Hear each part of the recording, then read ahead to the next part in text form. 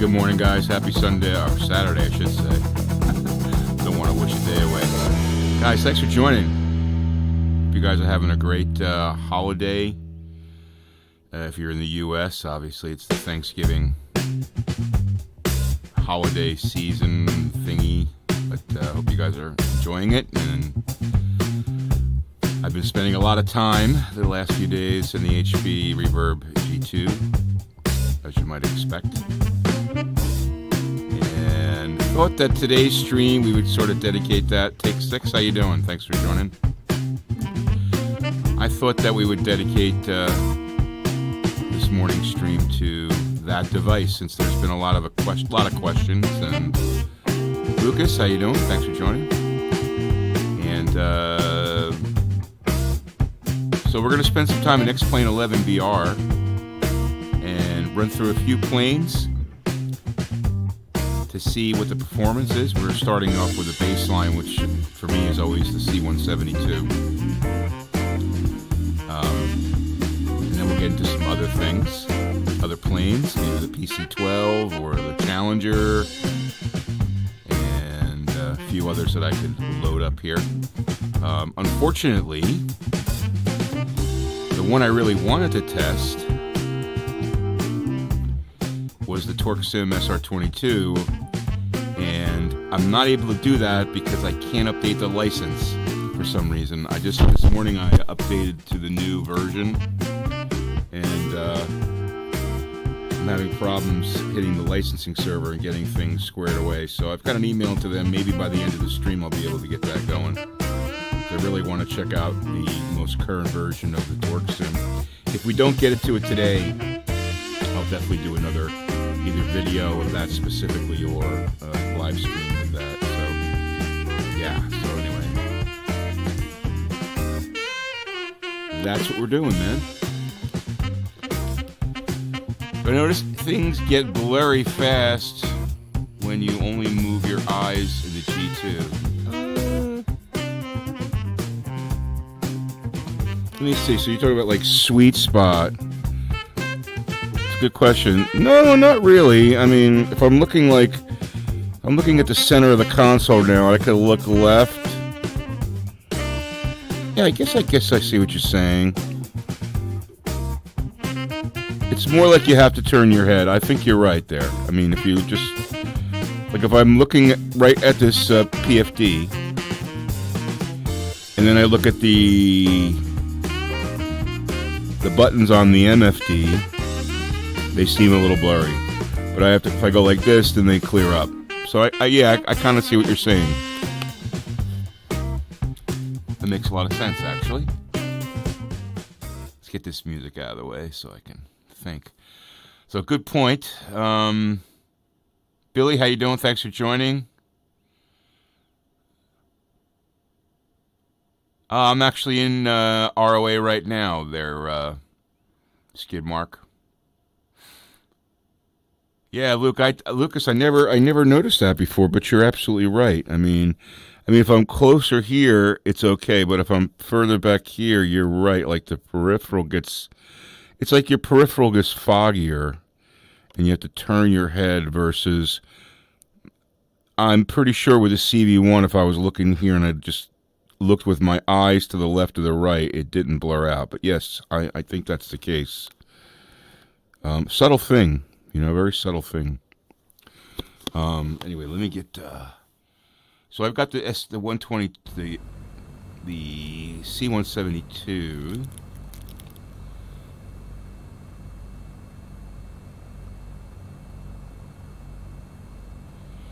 Yeah, maybe. I disconnected my CV1, so I can't really complain. The one thing I did say before is that the colors, like if I'm looking at the magenta and the green, they're definitely muted compared to the CV1, and that's because you're going from OLED to LCD. So that's to be kind of like the way it is. But, aside from that, the visuals are pretty damn good. One thing I wish it would happen is like with the touch controller, you just pick it up and it would wake up. This thing, you have to press a button to wake it up. I'm not sure if that's a setting or not, but I don't like that. I really don't like that. I would like to be able to just lift this up and have it wake up, because if you think about, you're flying and you've got it set down because you don't use it all the time, and then you pick it up because you got to hit a button real fast and you have to wait 5 seconds for it to wake up. That never happened with the touch controller, so that's something that is a bummer, but what can you do? The other thing I noticed about this thing is, like, maybe because I'm just used to it or whatever, but with the CV1, I could always flip up the headset and have like a comfortable place for it to sit on top of my head so I could actually look in the real world, right? Now with this thing, like, if I flip it up, it's like I can't get it to a comfortable spot. It keeps like sort of like slowly sliding down on my head. I guess I'll get to that at some point. We'll figure something out there. Again, that's a nitpick. Anyway, so what we've got here, I've put up a couple things on the screen so you can see the upper right here. You've got Task Manager, so you can see CPU, memory usage, GPU, just rough, obviously rough percentages of utilization. And then in the bottom there, I've superimposed the X Plane frame rate, frame time, so you can get an idea of that as we're flying along here, okay?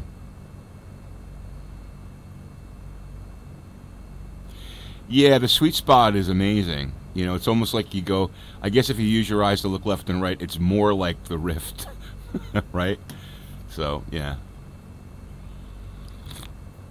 Anyway, so the first plane we're going to test here, and I want to do day and night with this thing. So right now it's at noon. Around noontime, we're at Roanoke, which is a pretty good test bed because, you've got a lot of scenery over there, a lot of buildings, and you've got, a good amount of mountains. Now I'm using, I have Ortho 4 XP, all right, so that's going to be a factor.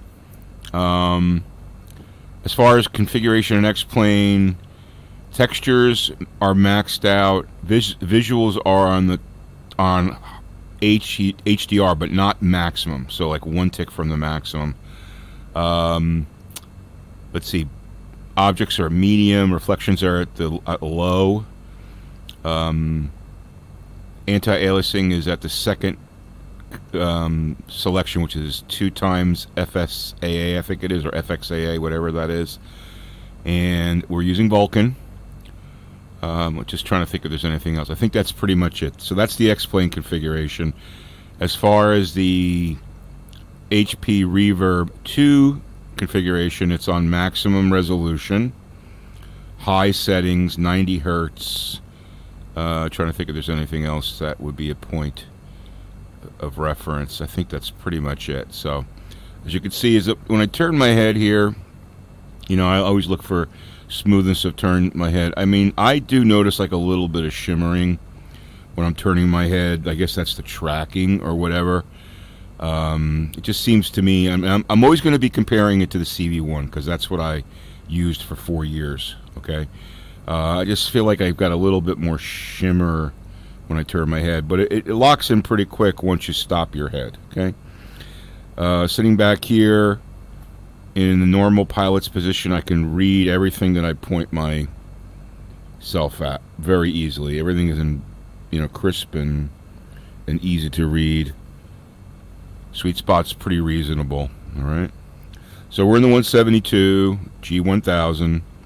We're just going to take off, do a loop, and then come back down, and then we'll do it at nighttime, all right? So we can take a look at what this looks like. Let me get my rudder pedal set up here. My son uses my gaming PC at night to play COD, and he always pushes back my pedals. So, now, unfortunately, I'm not able to see chat while I'm in here because I can't get Move VR into the screen. Let's see. Hey, Diesel, how you doing? Thanks for joining. Guys, hey, if you haven't subscribed, guys, hit that subscribe button so you'll be notified. But let's get this plane up in the air, and you'll be able to see the results of frame rate and utilization and stuff. I won't be able to see that until I go back and look. So let's get flaps to takeoff here. Okay, and we're going to... I'm just going to go by the experience. So I'm looking at this and it's very smooth. Now you're looking at the Windows Mixed Reality preview screen. That's what you guys see. So the resolution is going to be nowhere near what I'm seeing. Alright, we just took off there very nicely and smooth. Pretty good frame rate, maybe a little bit of micro stuttering. I'm probably going to jump up the anti-aliasing a little bit because I'm seeing aliasing. So I would I'm going to try to at some point to move that up one notch in the settings. But you know, Roanoke is a good test for any plane because you've got good amount of scenery, you've got mountains. Now, one thing you guys should need to be aware of is that I don't have any trees in X Plane 11. All right, I use the Zap Tree mod, if you will. It's on xplane.org. You can get it. It gets rid of all the trees. I believe that trees really affect performance, so I just got rid of them. All right. So we're just doing, this is very, very realistic. Feeling good. Looking good and feeling good. Especially as that glare goes away on the windshield here. I'm looking down there and it's looking pretty cool. We're just going to fly up here a little bit. Yeah, this is great. So, again, the C-172 doesn't disappoint. There's our runway. I can clearly make that runway out.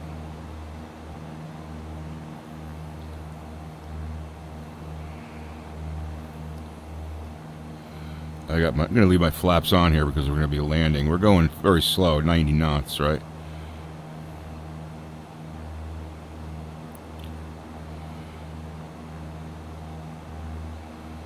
All right, let's land this baby. That feels great.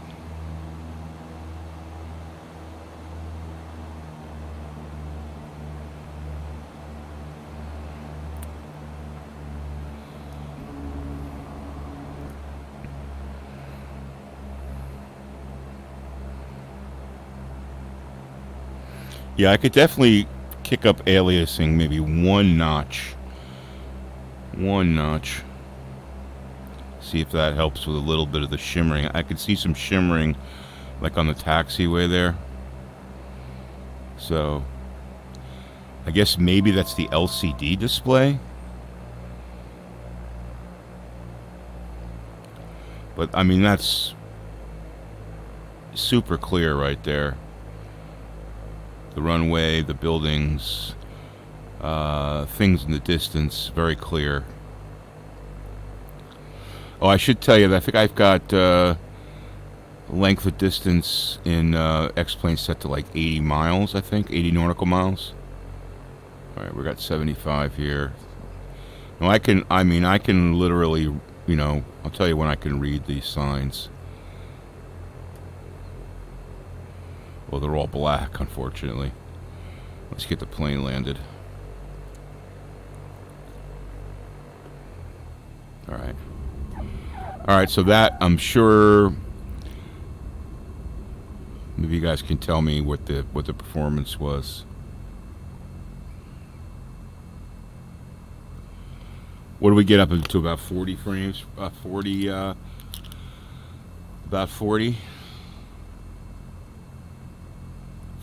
I'm sorry, on the GPU percentage, I would say about 40%, somewhere around there, 45.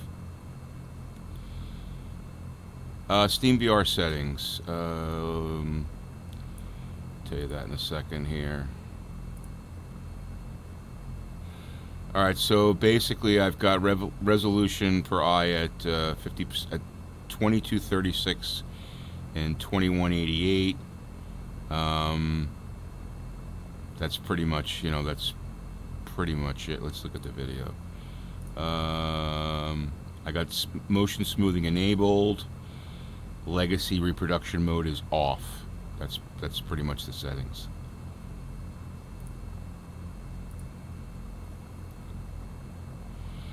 Do you know why you don't get more than FPS and CPU?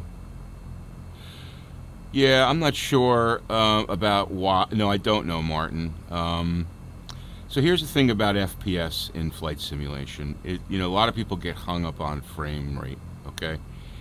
Frame rate's really important when you're moving fast, right? It's super important when you're moving fast. It's less important in slow-moving vehicles like GA airplanes, right?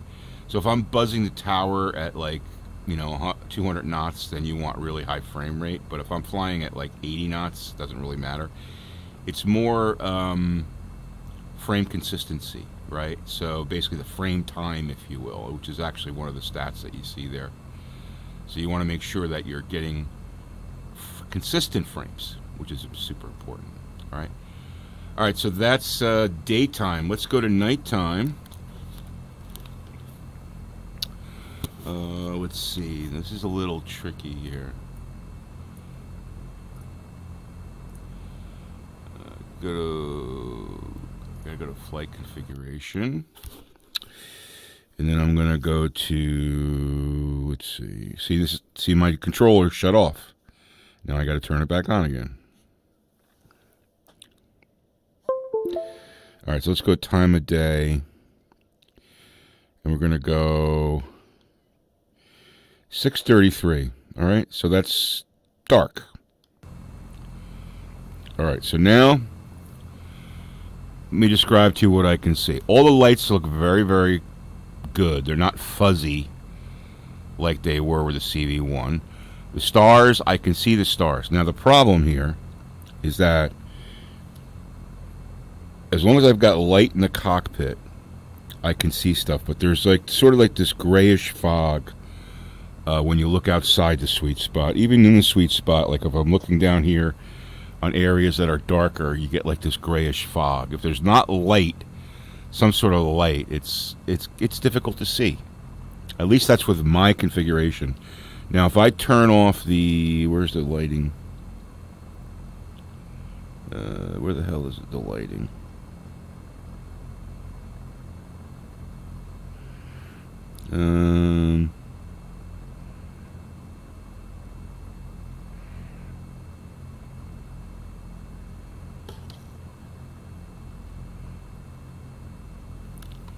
That's the pedestal lighting. Oh, it didn't do anything. That's weird. Well, let's just take a flight here. So you can see, I'm not sure if you guys can see it. I guess I'm looking at I guess you can kind of see it. You can see how the panel looks really bright, but on the edges of the panel it's darker, right? That's really pronounced in the headset. You have a Rift and it works great. Next Plane 11 using 1070. Next month FSI will be able to use a Rift, and based on what I'm seeing and reading, LSS, I am not sure. I haven't really seen much about performance for VR in FS 2020. You could be good. Maybe you're not. Your CPU has a lot to do with it too. You guys got to remember, the CPU in flight simulation is super important because of all the computation. And if you're running a 4-core CPU versus an 8, you're going to have a lot bigger advantage and better performance when you're running an 8. The CPU is very important in flight simulator. Everybody focuses on GPU. All right, so as I said, I got this gray fog on the outside of the sweet spot, okay? Or when I look down into something that is not, now let me go outside the plane, and the same thing here. If I look out there, I cannot see the pavement at all unless that light flashes. I'm not sure if you guys are seeing that, but when the light is not, when the light's not flashed, it just looks gray. There's no definition whatsoever. Pardon me. If I'm looking over there, you can see where the landing lights start. before the landing lights and between the flashing lights, it's gray. I mean, there's not any definition, like a slight definition of granular for the pavement. You know what I'm saying? All right, guys. So let's try to take off here.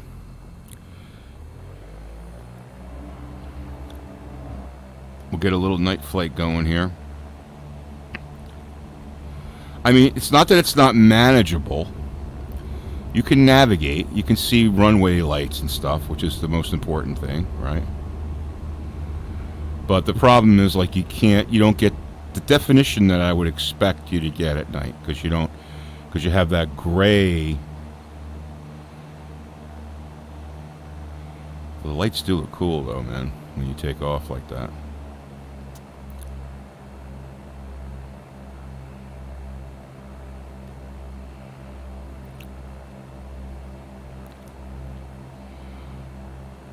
But where there is lighting on the ground, it's easy to see. Where there is no lighting on the ground, you don't see anything. It's like basically black. That's the best way to describe it, that I can describe it.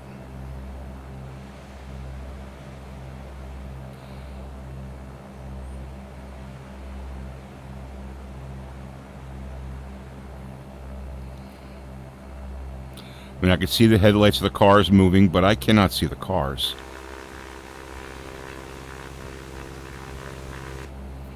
So, now dusk flying is better. Dusk flying is actually really awesome.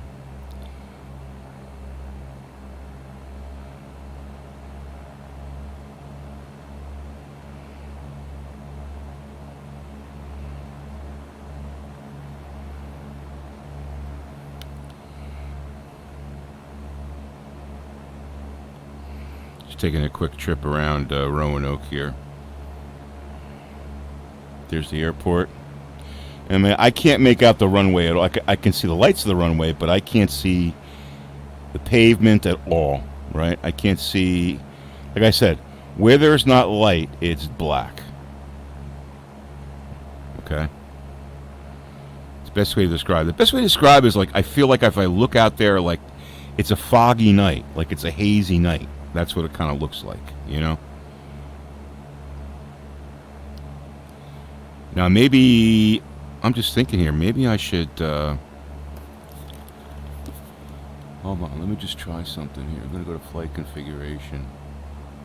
And I want to change the weather to no clouds whatsoever. Maybe that would make a difference. No, didn't make a difference.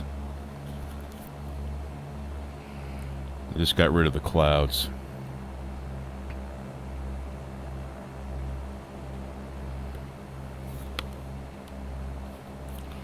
All right, so let me land this plane, and I'll answer any questions.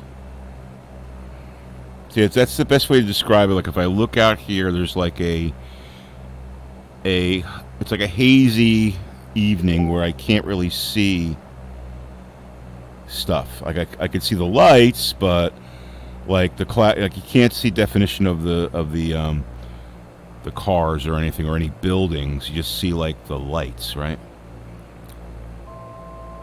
I think that describes it. I don't want to over describe it.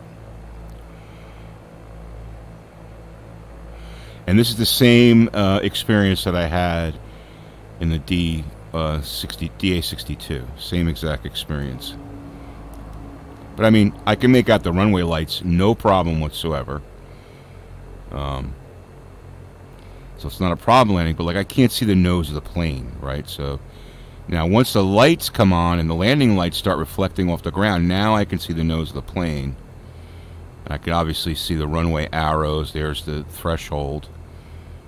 Okay, there I can read 24 easily.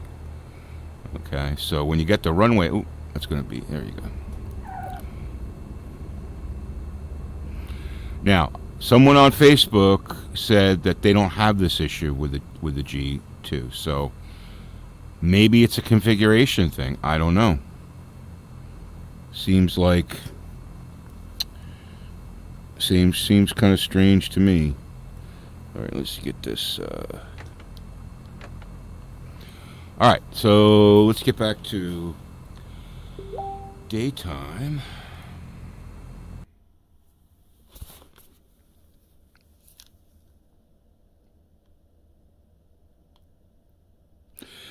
All right, let's go to the DA-62.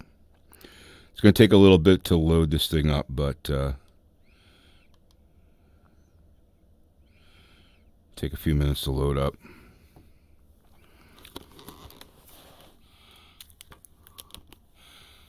We can chat and chat. Let's see. Also waiting for my G2 and VR. Yeah, they're saying December 22nd is when VR is going to be available in FS 2020. So the index is like that too. It's because the LCD screens, right? Exactly. You hope your 1080 Ti can handle it. I think it should. I just posted a video on my channel testing out the Reverb with the 1080 Ti, and I have an i7-6700. Watch that video. You'll think you'll be surprised how good it is with the 1080 Ti. I'm not sure if the Rift S is a LCD. I'm used to the, here's the problem with the CV1. Nighttime flying was no gift either, because you always had this like mesh in front of you, which was really distracting. So I guess nighttime flying is a challenge, right? Did I get any firmware updates since I've had it? No, I haven't been prompted to do any firmware updates yet. I'm not sure. I'm hoping that they're automatic. I haven't checked. Probably a good test is to run X Plane clean with no other add-ons installed. Well, I don't have many add-ons installed, really. I have Fly with Lua, which I guess I don't need anymore. So that's a good point. I mean, if I look at my plugins, well, I guess I need Fly with Lua. Fly with Lua macros. Oh. Yeah, I had the OVR settings under Fly with Lua, which I guess I don't need anymore, right? That's the only thing I use Fly with Lua for. I guess I could disable. Plugin admin. That's a good question. That's a good point. I mean, I don't need Fly with Lua anymore. Right? The rest I'm going to leave on.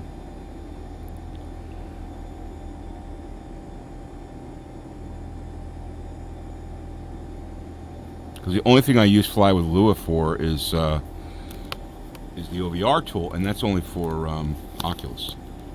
Alright, so we're in the DA-62. Let's see.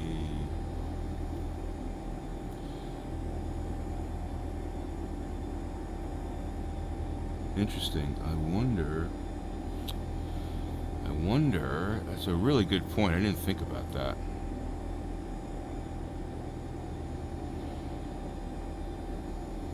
I wonder if we'll Fly with Lua. Let me see something here. I know this is going to be...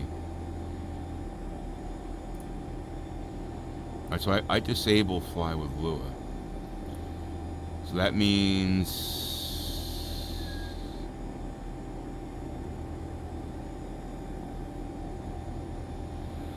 I'm wondering if I should reload X Plane.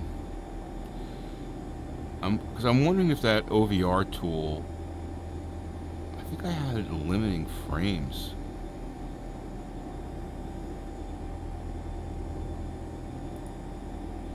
I just want to see something.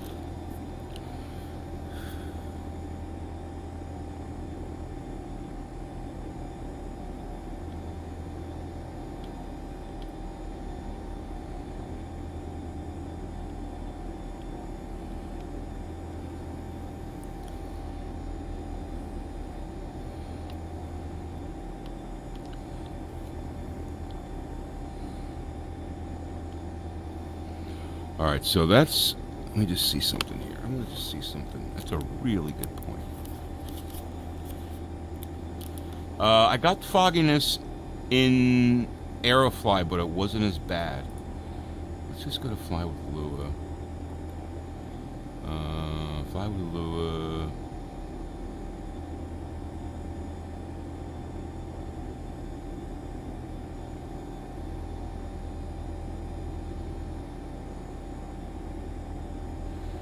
So here's the thing. I'm going to I hope you guys don't mind here, but I'm going to shut down X Plane 11. I'm going to remove Fly with Lua because I don't need it, right? But I wonder, I mean, I don't think it would, but I don't know how the OVR tool works. This thing is really hard to manipulate in VR.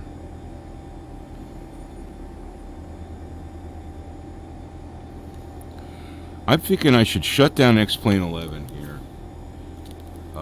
Remove Fly with Lua. Yeah, because Fly with Lua. All right. So bear with me, guys. Okay, I'm gonna shut down X Plane 11 here. All right, it's gonna take a few minutes, as you guys know. X Plane 11 takes forever to load. So, but let's just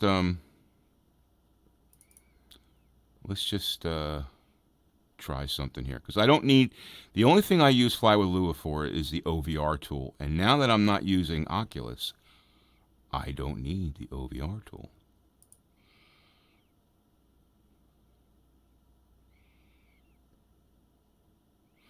You haven't been able to use X Plane with the G2 at all, really? Really? That's surprising. All right, let me just so I'm gonna go to X Plane resources. You guys can't see this, but trust me. Plugins, Fly with Lua. Let's do this. I want to move it to, because I have a thing for unused plugins, and that's what I want to put it to. X Plane. Unused scenery. All right, here's what I'm going to do. I'm just going to do this. I'm going to go take Fly with Lua out of the picture.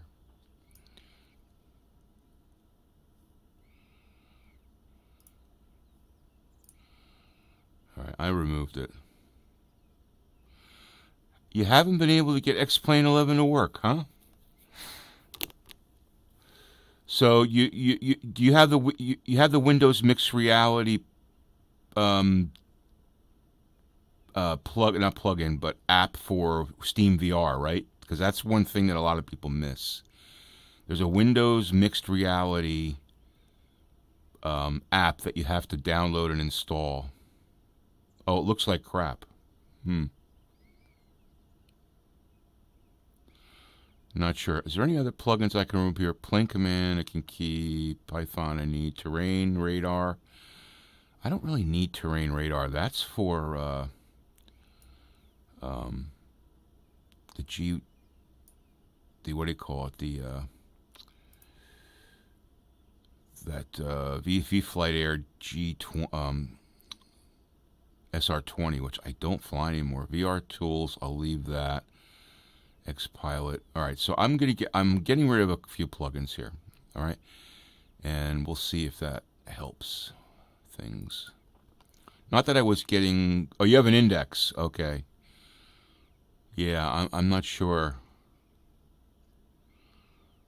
Diesel, I'm not. Are you? If you're not part of the VR Aviation group in Facebook, you should join there, and just ask some questions about. If you haven't already, maybe there's some folks there that can help you. All right, so we're getting X Plane initialized now. This time without Fly with Lua, and I also removed this other one called Terrain Radar, which I really don't use anymore because I don't fly that G20 because the SR22 is so wonderful from TorqueSim. All right, so now here we go. So let's go test flight, new flight. We're going to go same thing. Let's just look at weather here, and it's 25 miles. That's not right. 74 miles. Let's do that. Wow, why was it on 24 miles? That's weird. That should make a difference. Maybe that had something to do with the clarity at night. We'll try and see. See that? You always got to be thinking and looking at your configs, and then once you get things tweaked in, especially you go to a new headset, you got to tweak stuff, you know? Yeah, it does run smooth. Well, they've had a couple years to get it right, you know? And I know that they're working on, which is good news, they're working on the controllers for the Reverb G2, which is good. So, how does the microphone sound? I thought it sounded pretty good. I'm using the headset microphone on the G2. Took some tweaking. I had to like lower the level in Windows to like 75%. And I do have a plugin on OBS that is an equalizer. So I'm like boosting like around, for you guys that are audio people, I'm boosting like around 200 hertz a little bit, and I'm also boosting around 3K hertz, but I'm cutting out the mid-range, which is really what I need for when I do voiceovers and stuff. So, but I thought it sounded pretty good, compressed, I should say, and not overly icy, if you will. Because the first video I did, I was getting like digital distortion. It was really clipping out, and I kind of tried to dial that back. So hopefully I'm not getting that buzzing, that digital distortion, if you will. Good. I'm glad it sounds good. I take particular interest. Now here's another problem that we have. You can see now the visuals that you're looking at. Hey, Belgio, how you doing, Drew? Good to see you, man. Thanks for joining. I was just going to point out a problem. You look at what you guys are seeing right now is the Windows Mixed Reality preview. And every once in a while, you get this issue where it loses the edges for some reason. It's like I don't know what the hell's going on. Maybe it'll clear up once we get X Plane loaded here. Not sure what. This has happened before, and I wasn't able to get it to function properly. So I'm still trying to dial in the right mirror, to be able to stream with. The Steam mirror, if you will, is really, really bad. I mean, I can switch to that. Let me just show you. I'm going to, if I pause this, I'm not sure what's going to happen here. I guess I can leave it running. If I go to the stream, Steam Display VR View, okay, and I'm going to, I'm not sure if I have this set up yet or not.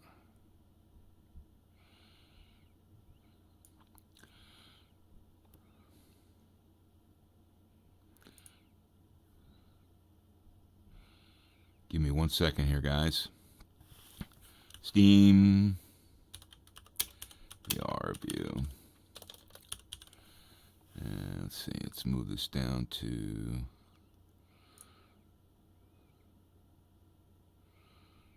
where the hell is it?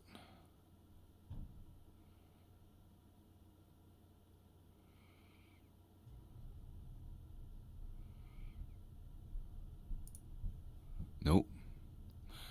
That's not it.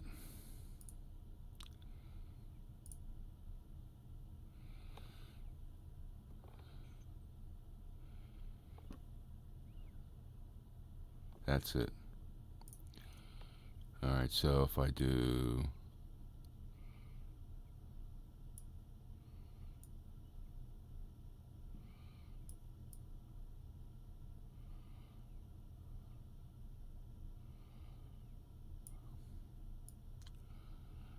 sorry guys.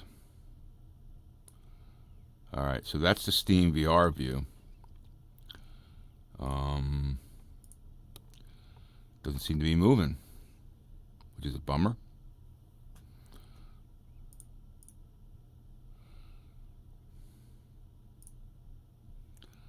That's weird.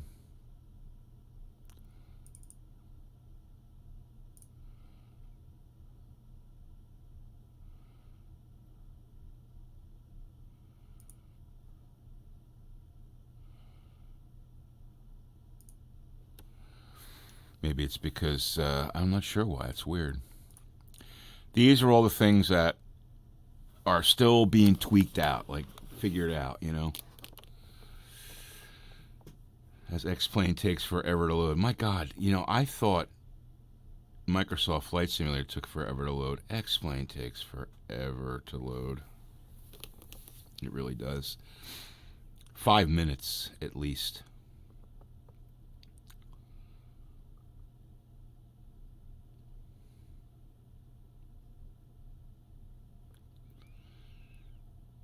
And hopefully once this is done, I'll be able to show you a little bit of better preview. Oh, there they go. So that's okay. All right, let's get rid of that. What's it doing here? Okay, close. Okay. All right, so now we're,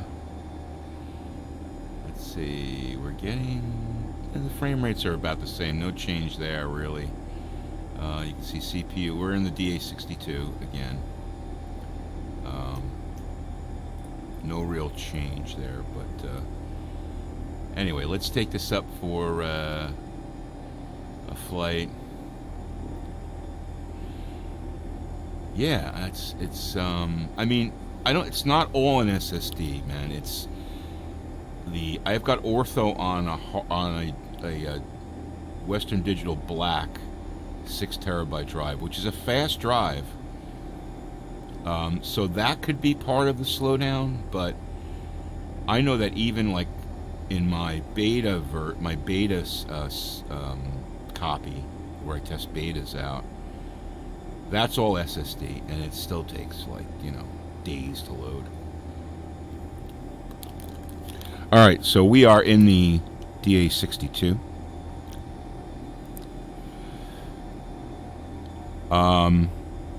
Let's just do a quick flight here, okay? So you guys can see what you can see.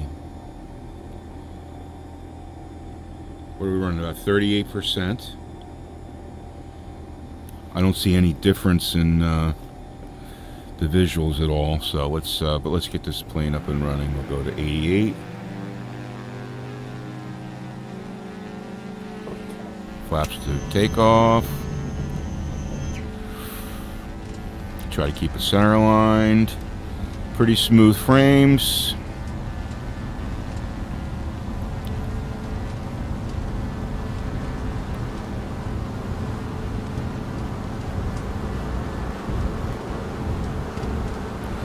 Rotate.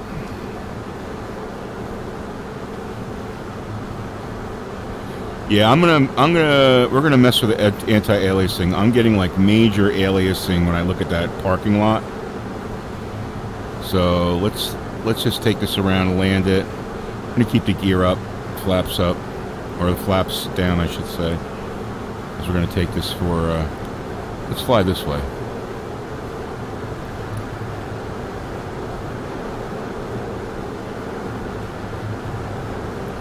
Car's moving smooth, everything looking smooth.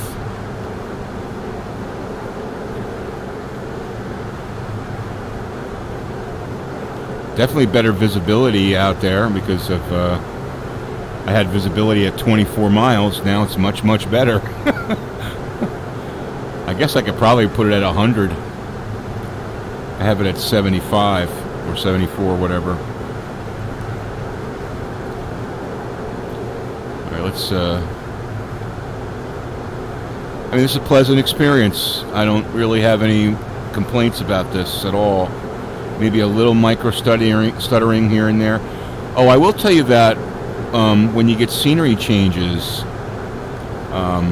again, I'm using ortho, right? So you get scenery changes in X Plane. It actually goes to like, you'll see like the X Plane Windows Mixed Reality little pop-up will come up, say X Plane 11. You'll see like a waiting, like a timer thing or whatever, status bar for like a flash for like 2 seconds while it does that. Just kind of an odd thing. So this is super smooth.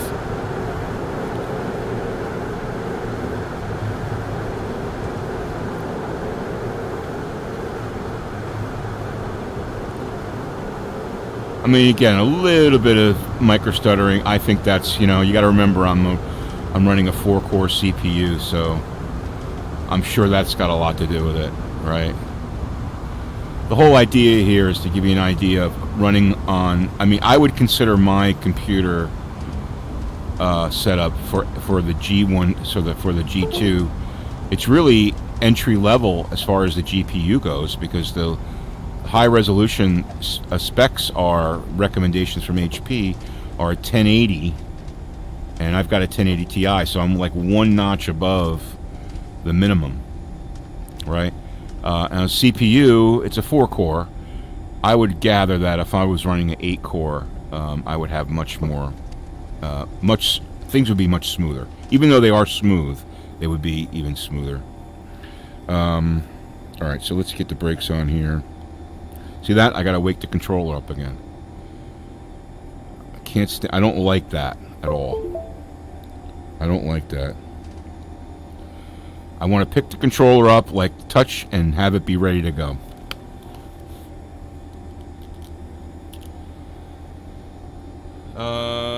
You have to run with HDR off. Oh, okay. Well, that sucks. Let's do flight config, and we're gonna go to nighttime to see if there's any change. Probably not, but let's just see. So we're gonna go to 6:30, which is where we were before. Apply the changes. Actually, it's a little bit better. That's starting to see that X plane. It's just loading scenery, and then it's fine. This is actually a little better. So this could have been two things. This is actually better. This is better. So I increased the visibility to 75 miles, and over there it's still pretty gray. Like, I can't see the end. Like, the engine cover has like a fog over it. Like, it's just gray fog, and I can only see the reflection points of it, right? So that's, you know, that's really, oh, here we go, we're changing scenery or whatever. But I mean, the cockpit is much more reasonable to read. I mean, I could, well, let's take a quick flight.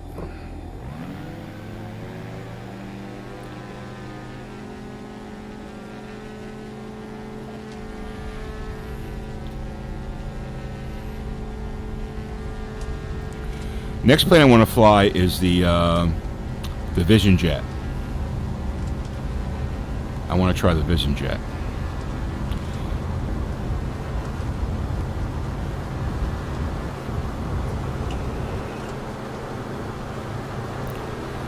Yeah, I mean, this is, now these lights are a lot brighter. The landing lights, they really project in this plane a lot. Like, look at that. So that's, you know, why I'm seeing, I think, more ground.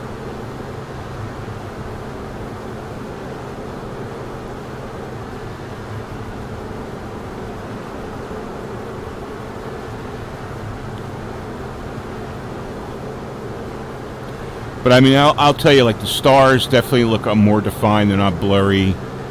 The street lights and stuff, while they have a little bit of fog around them, they're much more defined than they were in the CV1. So, I mean, there's pluses and minuses. Let's try, here's what I want to do. Let me go to, change it right now. Flight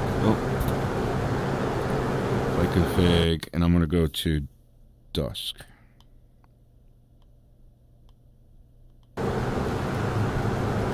Now that looks really cool.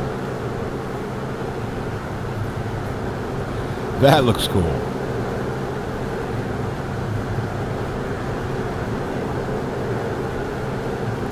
So you can see the lights in the cars. You can see the cars pretty well.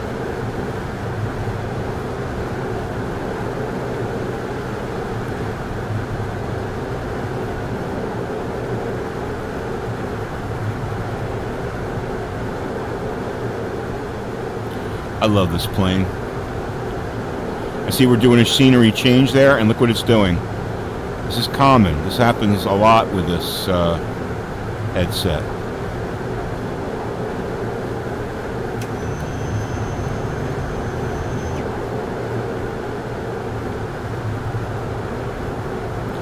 So I'm gonna bump up the anti-aliasing here one notch just to see if it fixes the when I change planes here, because like when I look at that parking lot, there's a lot of aliasing, a lot.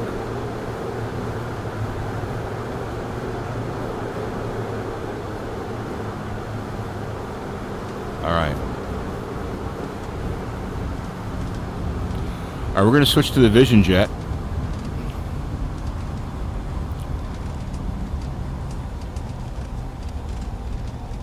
Fun plane to fly.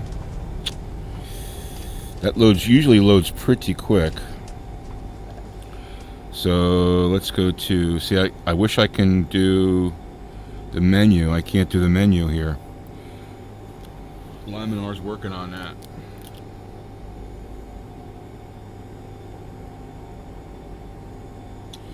Yeah, so Drew, so what it is like, it's an LCD screen. I'm used to the CV1, which is an OLED screen. And the LCD screen, let me just go to, let me just do this, get this loading, and we could talk about it. Let me get to, first thing I want to do is I want to change to the Vision Jet, which is right there. And we're going to go Roanoke, we're going to go noontime. Let's get that started. That should load pretty quick.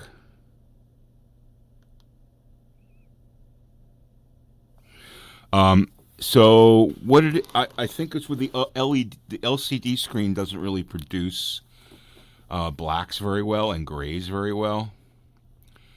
Yeah, so that's basically what the challenge is. And I tried it in both X Plane and Aerofly, and Aerofly seemed to be not as bad.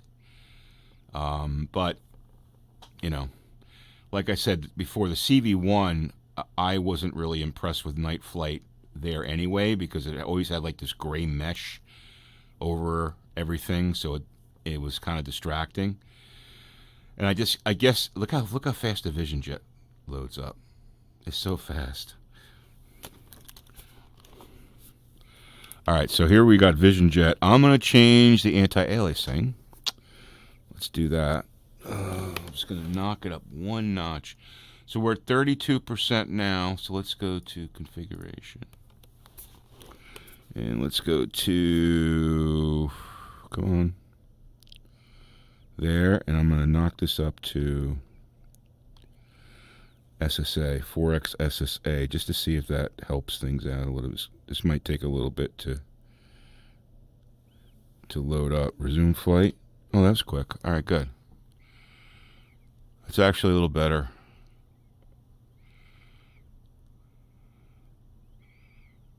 Still getting some shimmering there. All right, let's do this. Let me just do this again. What I'm noticing is I'm noticing the shimmering on the tarmac right there when I look at the the taxiway, right? So I look right there, I can see like shimmering. Okay, so let's use that as a reference. Go up one notch. I don't think we increased GPU much. Let's see. Let's just go to here.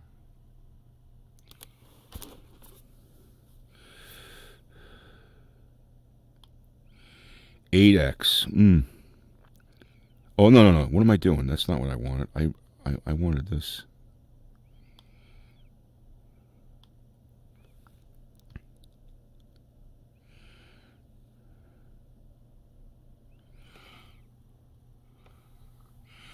That's better. That's definitely better. And where are we GPU wise? 37%. All right, let's max it out. We're experimenting. So maximum anti-aliasing.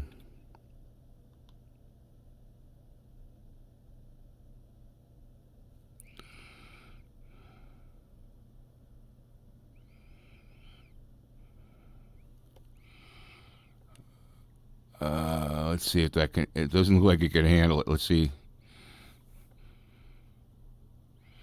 Yeah, I don't think we can handle that. Let's just give it a chance here to update everything. Yeah, I don't think we can handle that. No. All right, so that's not gonna work. Well, look at the GPU. That's not gonna work. All right, so let's fix that. So we can run here probably.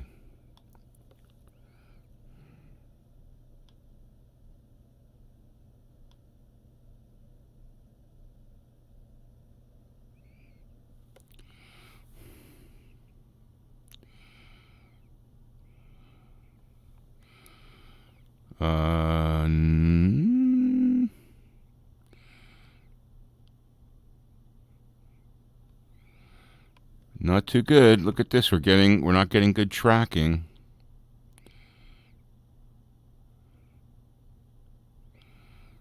That's better. Okay, good. We're good there.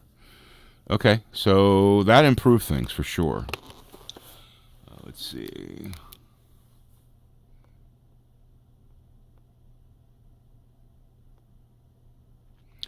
We shall see. Clintodote.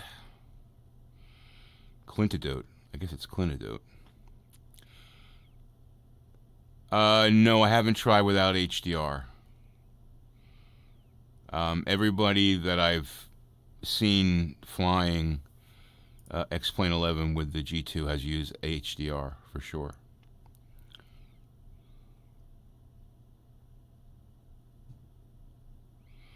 All right, so we got the Vision Jet here. So we got 40% GPU, 55% CPU. Hopefully our anti-aliasing will be better. Our frame rates, you know, basically looks like it's capped at 30. Something is capping it at 30. I'm not sure where I can change that, but I really don't care much about. If I'm doing 30, I'm fine with that. It's more about frame consistency. All right, so.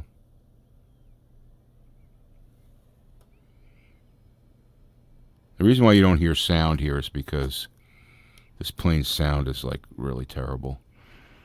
All right, so that is pretty smooth. Remember, we bumped up the anti-aliasing quite a bit. All right, so we're going to get to about 110, and then we'll rotate her out. Ooh. Yeah, the parking lot looks better, that's for sure.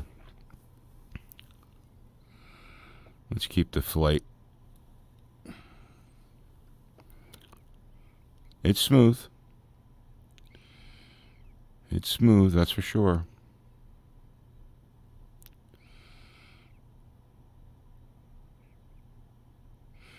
Yeah, I mean the audio consistency on this plane, like you have to basically turn the sound way up to be able to hear it. That's why you don't hear anything. But I do like this plane. I would love for someone like TorqueSim or somebody else to like make a real study level Vision Jet. This thing's not study level. It's fun to fly. I guess we're getting a scenery change there. Look at this. Look at this. Look at this. We're getting stuttering. Major stuttering. Now, I guess that was a scenery change. That does happen. You get those scenery change stutters. I've noticed that quite a bit with the G2. It seemed to be much smoother with the CB1. Now, I would venture to say that this being a pretty new device, that Laminar's got a little work to do. It's going to be really popular, so I'm sure they're going to be getting lots of. Look at it. Here we are. We're doing some major stutters here. We're basically stopped. See that? X-Plane waiting, and now we're okay. So that seems to me like a scenery change. Something like that. This is. Yeah, that's not great. But I mean, it's smooth aside from that. Right now, it's super smooth. See, what I like is like right from this distance here, which is maybe about a half mile, I can make out the runway very, very easily. Couldn't do that with the CV1. You know, so you were kind of like, you were guessing on fuzz. Look here, we're doing scenery changes, I guess, again. Now that could be because I bumped up the aliasing. I'm not sure. Full flaps.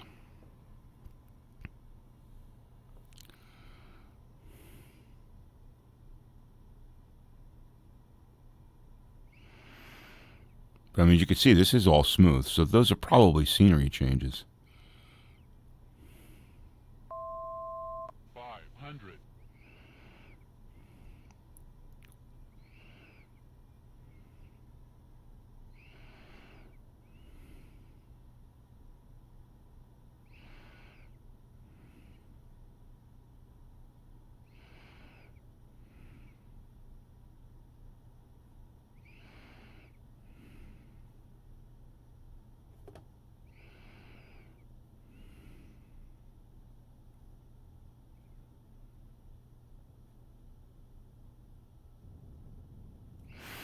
All right, so there's your Vision Jet. Didn't have those frame stutters with the other planes, so not sure what that was all about.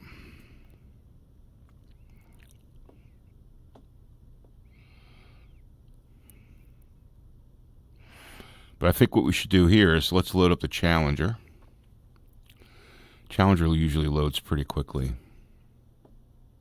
So we got these stutters right here. That could be the anti-aliasing. Could be. I'm going to knock that back to where it was and see if that that goes away.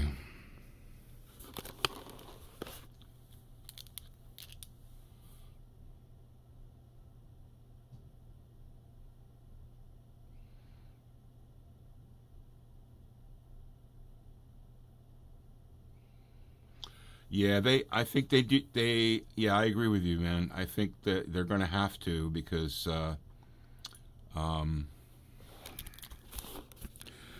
this is going to be a popular headset. Now, I'm going to move it back to 4, just one notch back. I wonder, did I have this on 4X? I thought I had this on 2X before.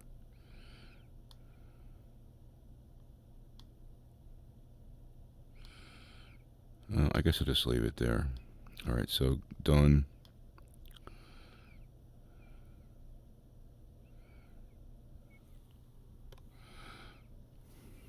Okay, it's going through all this scenery reload because it's doing anti-aliasing thing. All right, I could live with that. All right, so let's go to the Challenger. Fun plane. Let's see, done.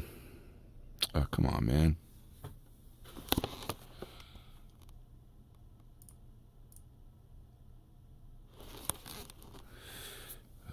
Let's see, let's go to... Let's see, we can try the Challenger now, then we can try a Baron, the PC-12. Let's go with the Challenger. I love the Challenger.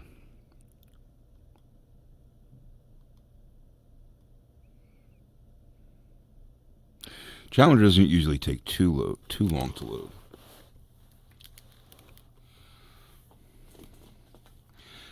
Yeah, I agree. I think, this is going to be a popular headset, so I know they've done work with Windows Mixed Reality. Maybe they've got to do a little bit more. I will tell you that the brightness in Aerofly, it's a much brighter simulator than X Plane 11 in VR. The X Plane 11 VR world always seems a little like it's a cloudy day. Everything's even though the sun's out, it's like an overcast day, Configuration. It does rock, and look how fast it loads. It loads so fast. It's great. Alright, so this is always one of the best performing planes in VR.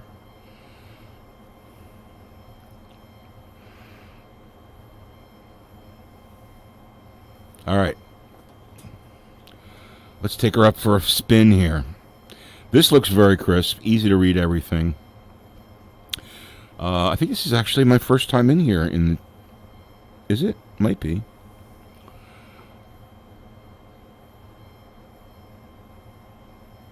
Yeah, very. No, I tried it one other time. All right, let's. Configuration.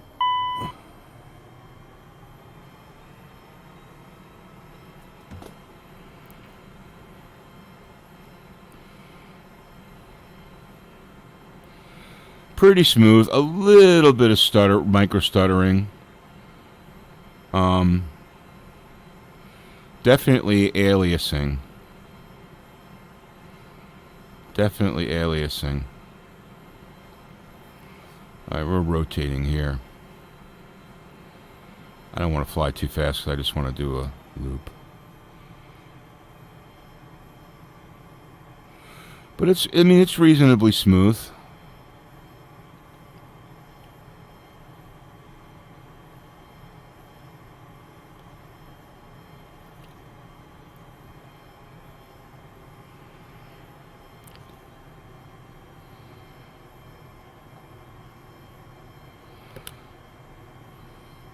We'll take it the same way we took the Vision Jet to see if we get those stutters.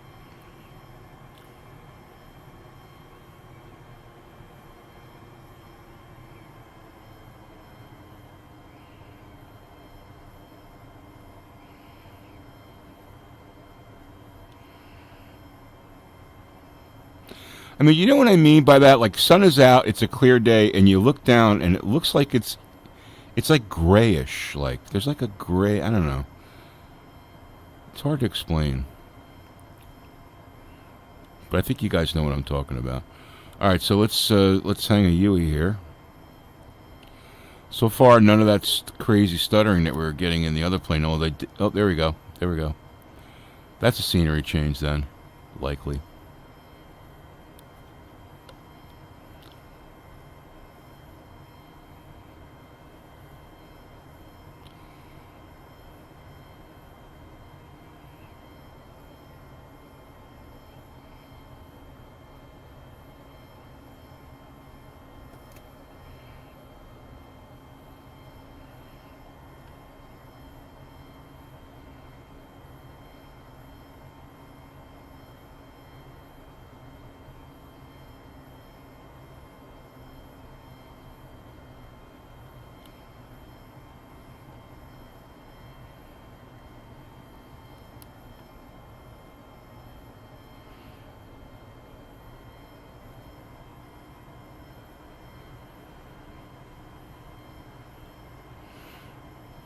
Where the hell's my airport?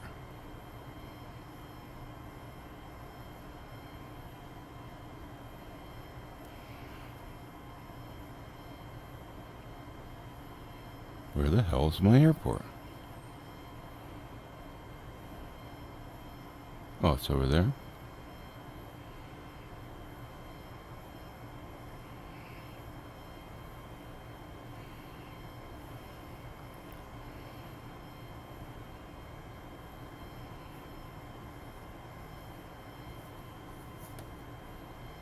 One thing I miss is the zoom function.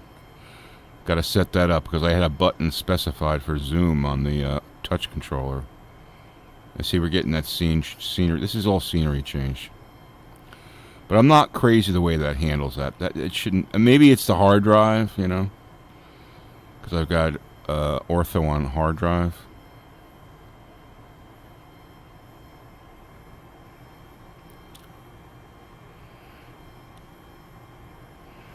Definitely make it to that golf course, that's for sure.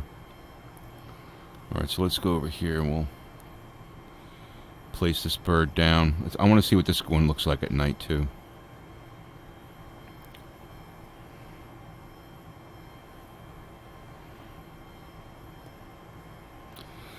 I tell you what, it is nice not having to have those sensors that on my desk.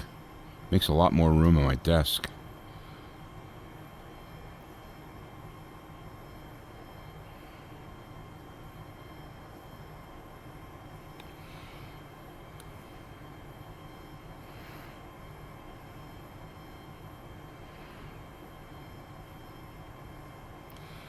That's probably all scenery change. All right, we'll line up here. Got our gear down, right?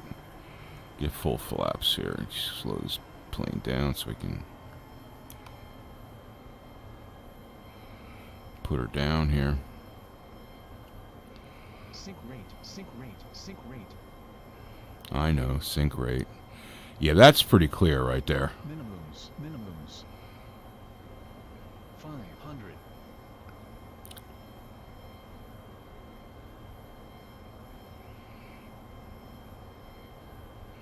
But definitely getting aliasing. A lot of aliasing.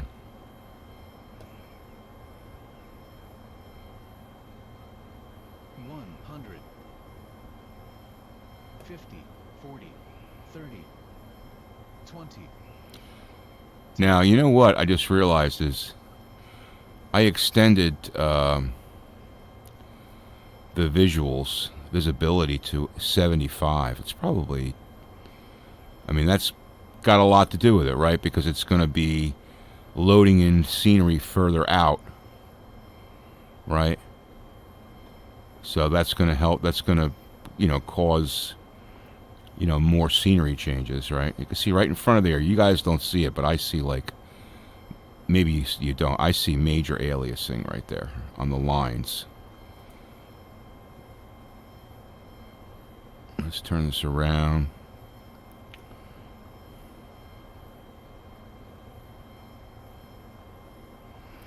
I'm not going to fly this at night. I just want to move it to nighttime just to see what it looks like.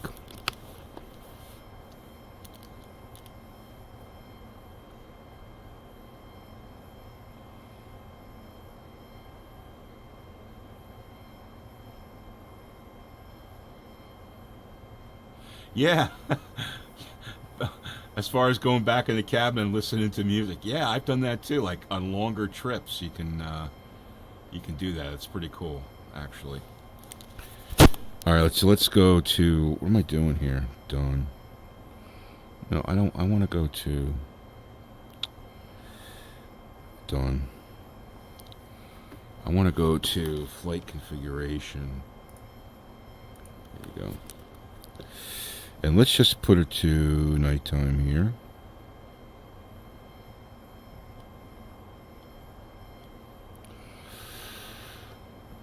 I mean, that's reasonable because you got a lot of light, right? If we turn these cabin lights off, where are the lights?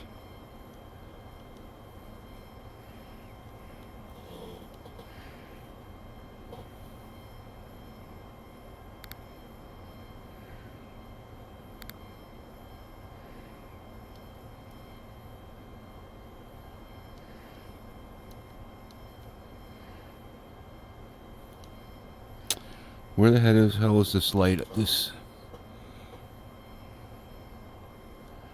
Well, I always forget where the hell it is.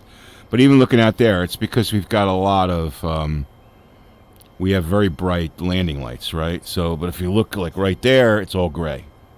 So it's the same thing. All right. Consistency. We don't really have to check that anymore.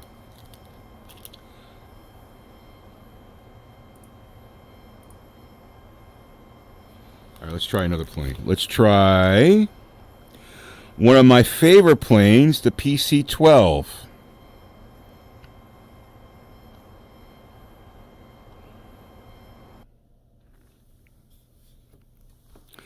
Take a little bit to load. Yeah, isn't the cabin of the Challenger, like, it's relaxing. You sit back there and, on a long flight or something, and you just, like, put music on or even, like, watch a video. It's pretty cool. Yeah, Aerofly is just much brighter, you know. And I think that's. I think they should give you some control over that, you know. Why don't they give you control over that?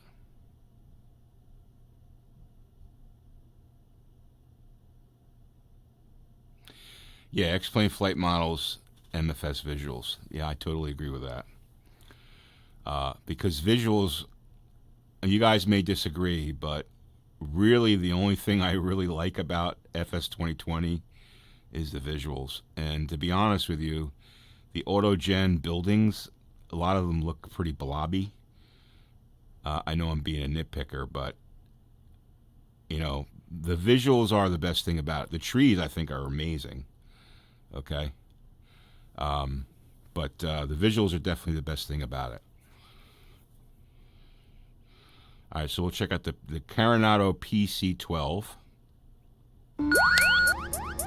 So it makes those crazy sounds when you first load it up. Okay, come on, relax. I always turn reflections off. Okay. Getting frame rates of just under 30, it looks like. This plane uses a lot of cycles in the GPU. Generally, it's very smooth. Okay, so we'll give it a shot.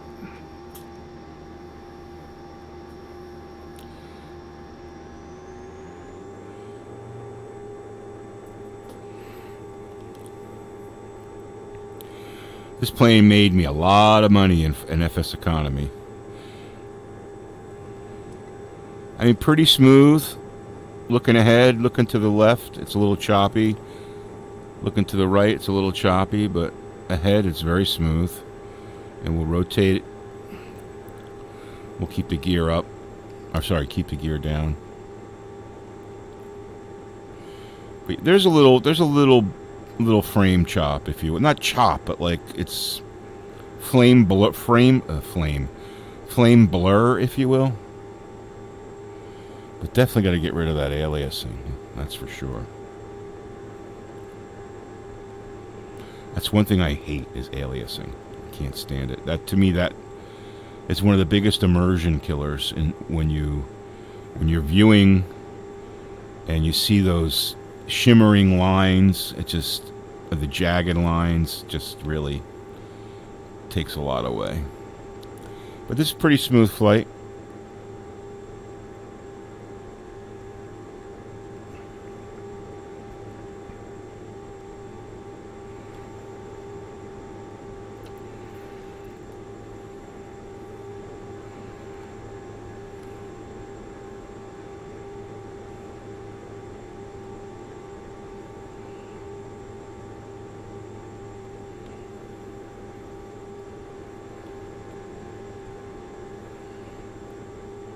There's our airport.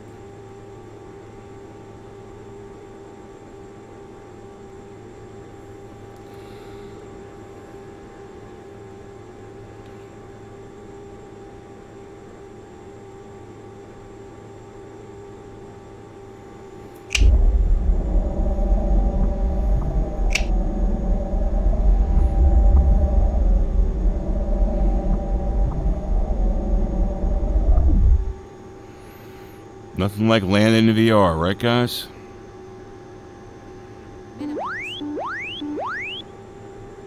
Yeah, we're good.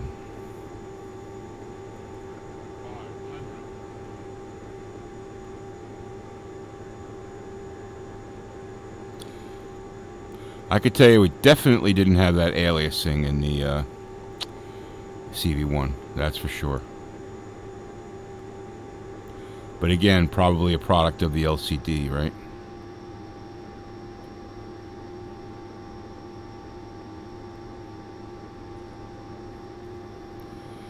All right. Pleasant experience.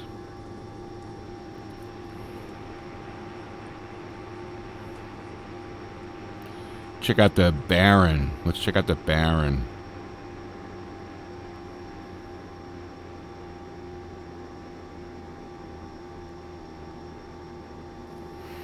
All right.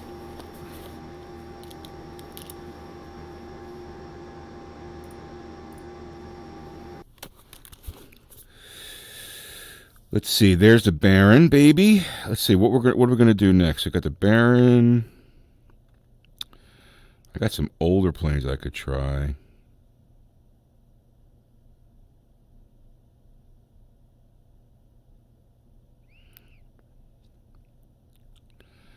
That haven't flown in a while.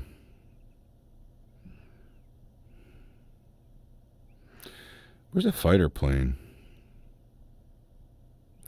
We'll try that F4. Can't fly the chopper, Drew. Not a chopper guy, so sorry about that. But we'll try the Baron now.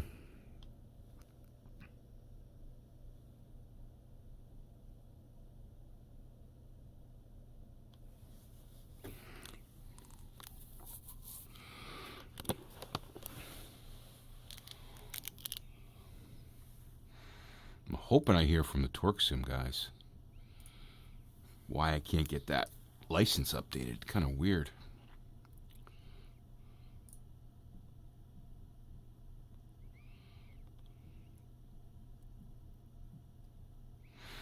Yeah, so talking about, you guys were mentioning FS 2020 VR. I'm not part of the beta.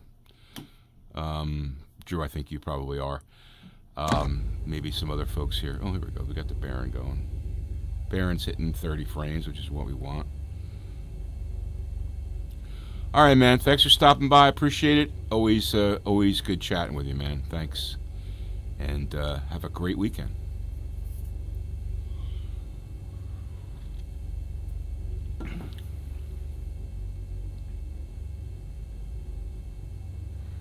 Boy, look at the Ethernet number rise up. What the hell's going on there?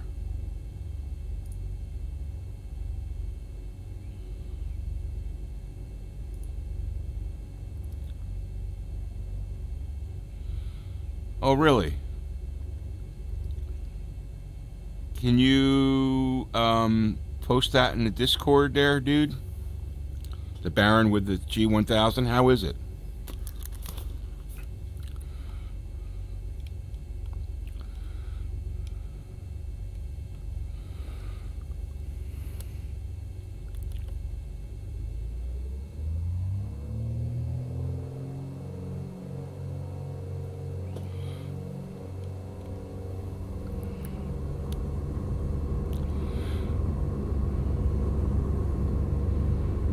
Now, is it me, or it just got a little darker?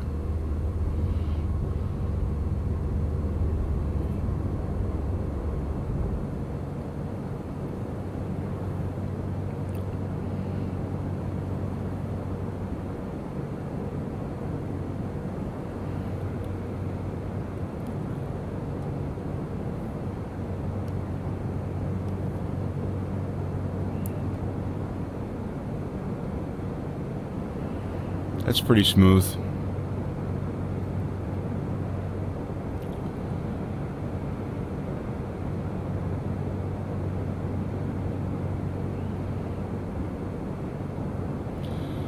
Dash is very readable.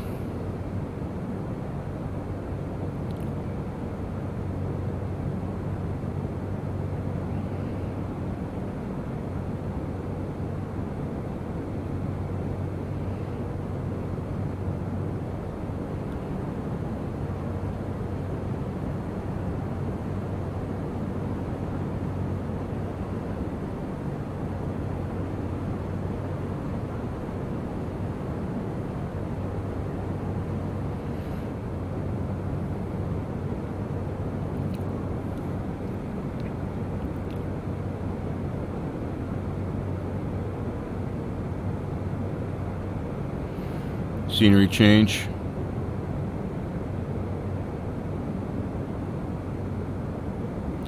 Nothing breaks the immersion like that.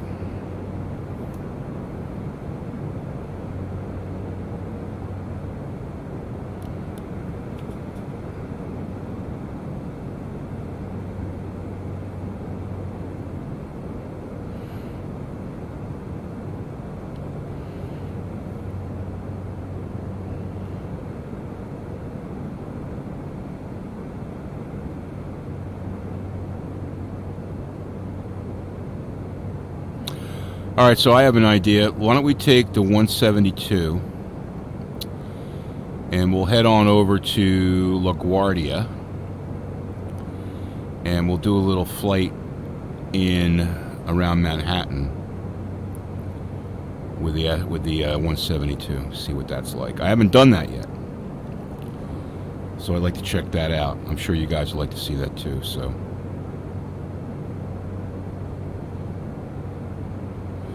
we've kind of run through a good gamut of planes here.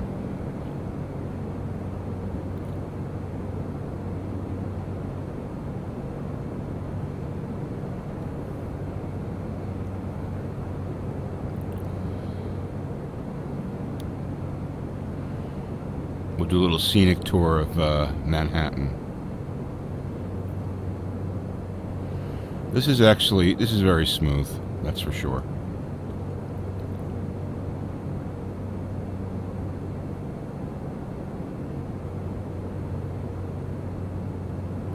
I think this is actually one of the better laminar planes.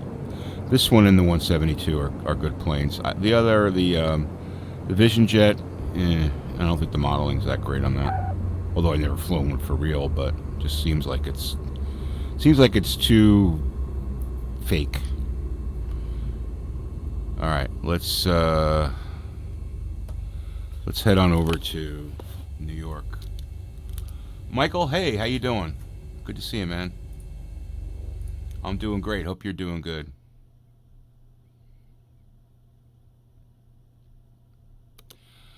Is that VR also shaking? Not sure what you mean by that.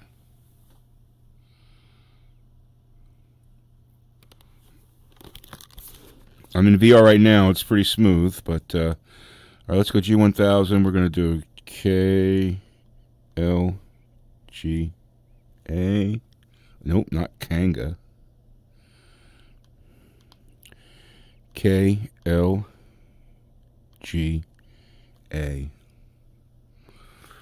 All right, let's see where we're going to take off from. Let's take off this way,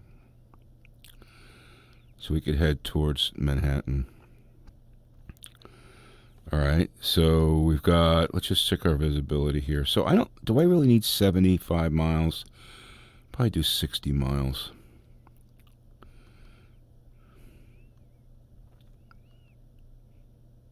All right, this may take a little bit to load up.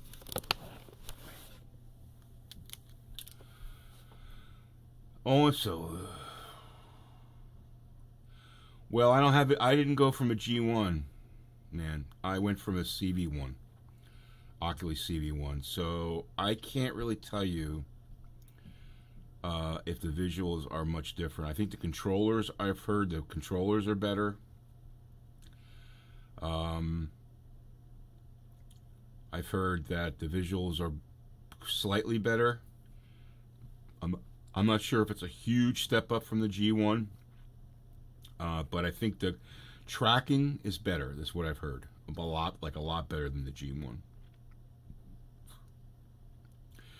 VR Flight Sim Guy did a video, I think, comparing the two. So check on YouTube. You should. I'm pretty sure he did a video of that.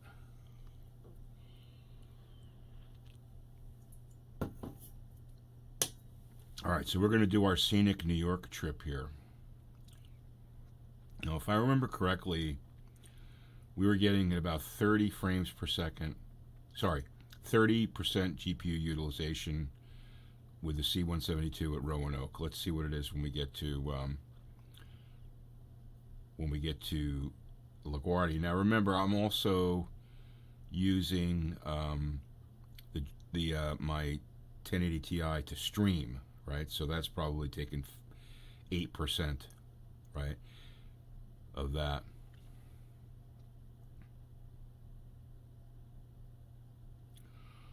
Right, you got a lot of looking with it. Yeah, I'm hearing that the tracking is much better. You know, for me, the upgrade wasn't too bad. I'm going to be able to sell my sensors and cable and stuff from the Oculus and get like about close to $400. So it really was, for me, it was like a $200 upgrade to use this. There are things that I miss about the Oculus, like the colors. and stuff.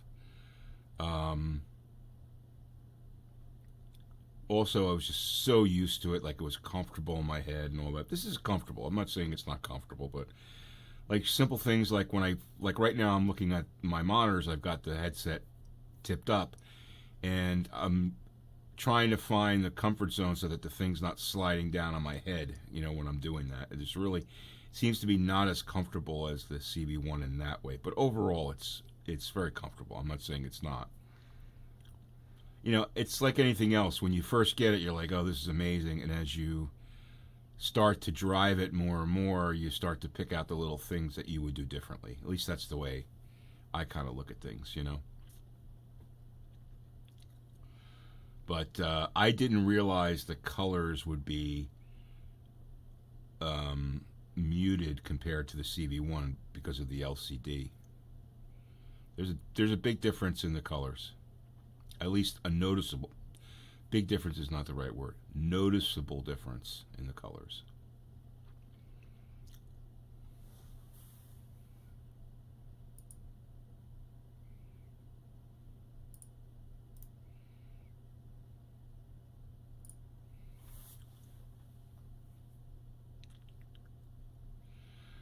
All right, this is taking a while because it's New York, right? It's got to load all that New York City. And I don't have like custom scenery in New York. I just use laminar scenery in New York. So this will be interesting to see what it's like.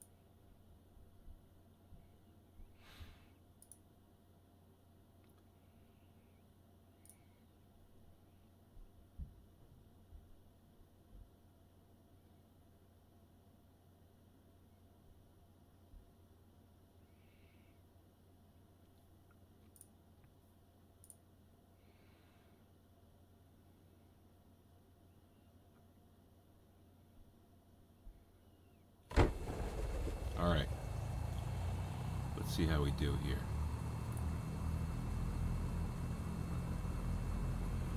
"19 frames per second.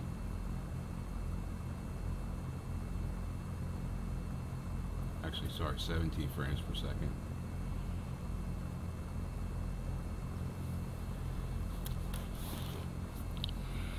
So I expect this is going to be a little jittery. So Manhattan is right down over there, above the terminal. I mean, I could tell you this is okay. Let's see how we do here.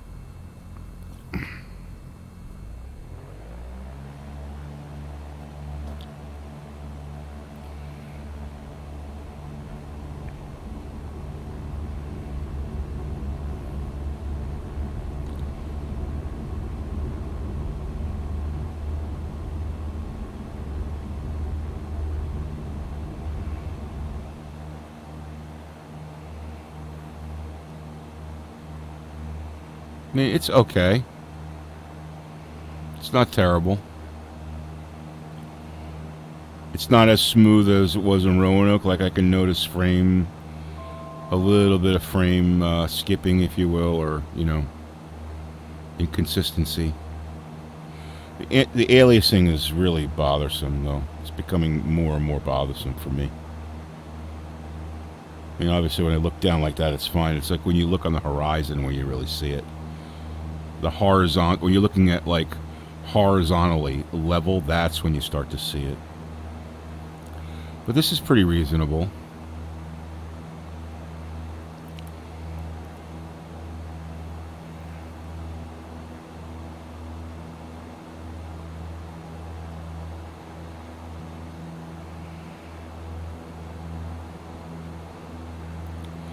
And again, I have objects on medium, right? So it's going to be different with high, obviously. Where are we CPU or CPU GPU wise? Let me see here. So we're just below 40 and 44, 45-ish.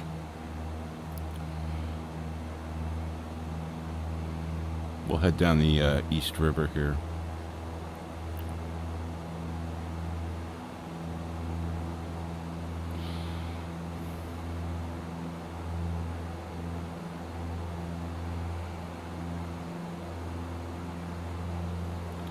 So one thing I wanted to talk about that I haven't mentioned yet is the sound. So the audio is very good. I kind of like the fact that these headphones aren't touching your ears. But I will tell you that it's not directional. Like I remember in the CB1, like when you moved your head, the sound was directional. Like as I moved my head, the sound would move as if it would in real life. And this is like one constant direction. Like it doesn't change when you move your head. That's something I kind of miss.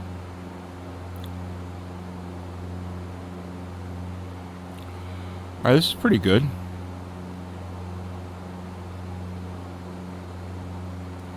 It's pretty smooth.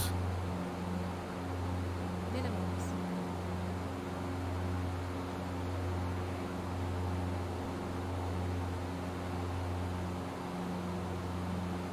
We're getting a little bit of jumpiness there, a little bit of stuttering there.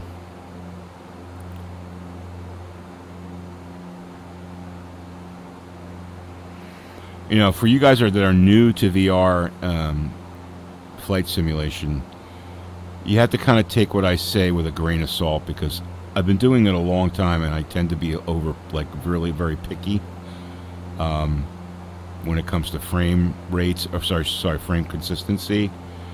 So, you know, I'm always looking for like the ultimate smooth experience, and if it really deviates from that, you know, I like hyper notice it. But this is very smooth. I'll tell you that this is very smooth.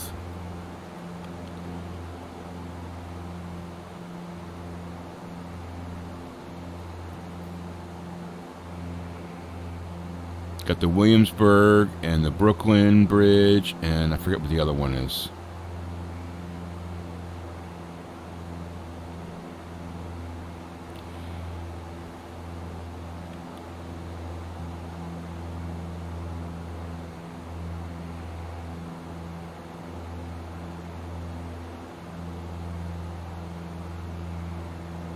Now, so far, I haven't seen any of that scenery change here at all. So,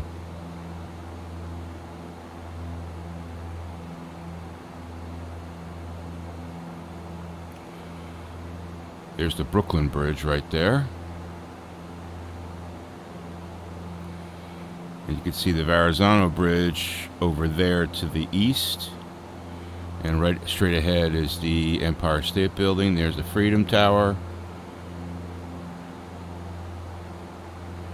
And the memorial and stuff. It's really good that X Plane drew that in. Downtown Manhattan.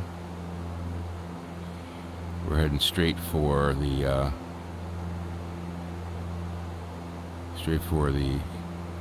Lady Liberty. Now I know my controller went off because I heard the little USB doo-doo-doo.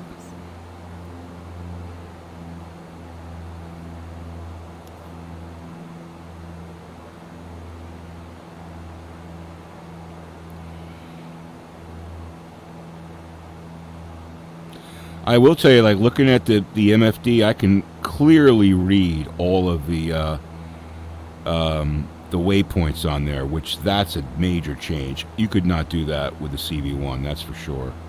And that's a nice thing, like just be able to turn my head, look, and see where the waypoints are. There's Lady Liberty. Let's do a little flyby here. That's pretty cool.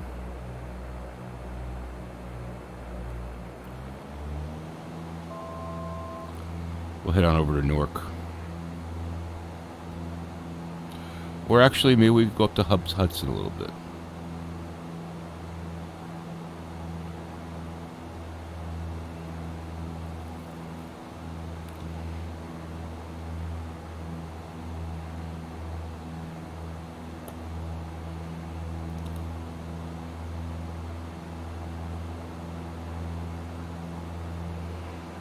But this is very, this is really cool right here.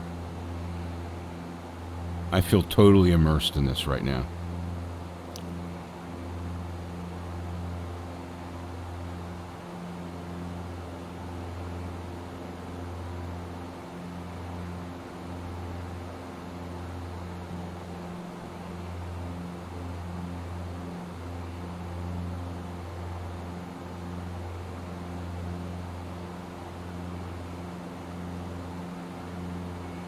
There's the Freedom Tower right there.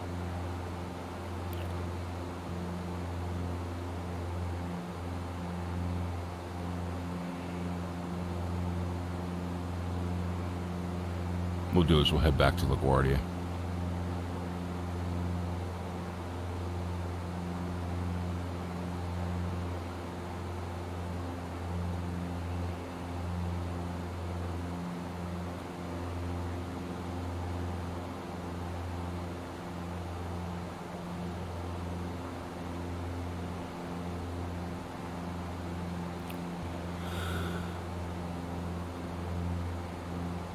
So once I get the TorqueSim SR22 working properly, I'd like to do a video specifically on that plane, because it is one of my favorite GA planes to fly. That and the DA-62 are my two favorite planes. So I want to spend a little more time on that particular plane, the SR22. If you guys are looking for an SR22, I'll tell you right now, don't buy the Carenado one. It's what, 35 bucks or whatever. Spend the extra money, $20 extra, and get the TorqueSim, because you get two planes with it. You get the normally aspirated and the turbo, and it's completely study level. Every dial, every button, everything works on it. It's the Laminar G1000. The Carenado, half the buttons don't work. It's the Carenado G1000, which is atrocious. So I'm pretty sure it's the Carenado G1000. They may have switched that. I'm not sure. But don't waste your money on it. Don't waste your money on it. If you want to fly an SR22, get the TorqueSim. The TorqueSim is outstanding. Now, it was great in the CV1, Oculus CV1. I've got to see how it's going to be in the G1000. I will tell you that I did try it when I first set things up, and it was a little bit choppy, but since then I've made a lot of configuration changes, so we'll see how it actually is. All right, so let's I'm pretty sure LaGuardia is right over there. There's Central Park.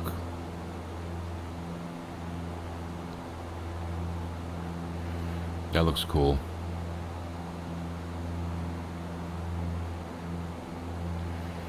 Yeah, and listen, here's what I would say. You know, what's the holy grail for VR? The holy grail for VR is visuals that are comparable to real life. Okay? That's the holy grail for VR. We don't get that until we get two 4K displays, so we have 8K. I guess the Pimax comes close. I've never used it, but I know it's got its other issues. I think when you start to get to 8K, when I say 8K, I mean two 4K displays. I think that's when you start to get closer to that. This is two 2K displays, so 4K, if you will, for marketing purposes. This is very good. It's much better than CV1. It's an upgrade. Everything I've read says it's an upgrade from the Rift S.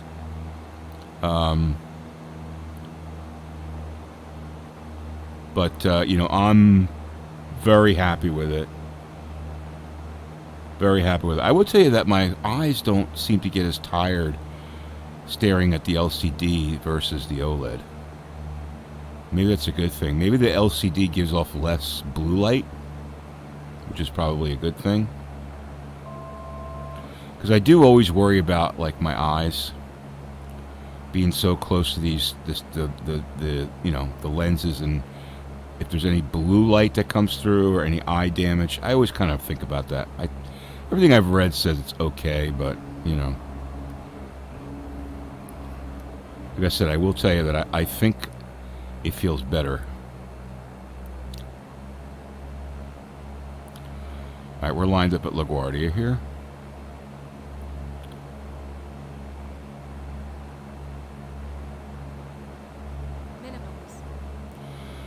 I'm looking forward to seeing what FS 2020 looks like in VR. Definitely looking forward to that.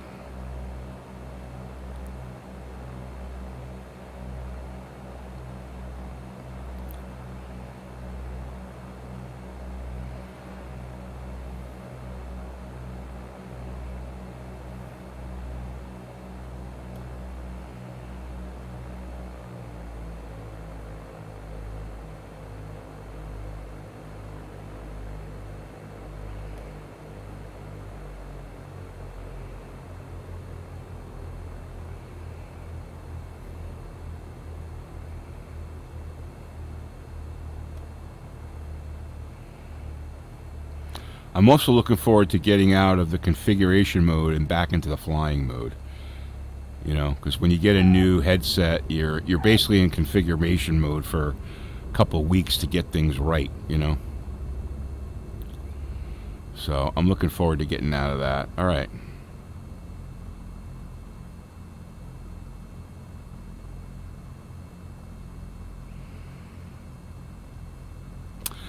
There's one more thing I wanted to try. I want to try the DA-62 flying the Grand Canyon. That's the last thing I want to try. All right, let's try that. Steve Jones, how you doing, man? Thanks for joining. Yes, flying aerodynamics are definitely better in X Plane 11.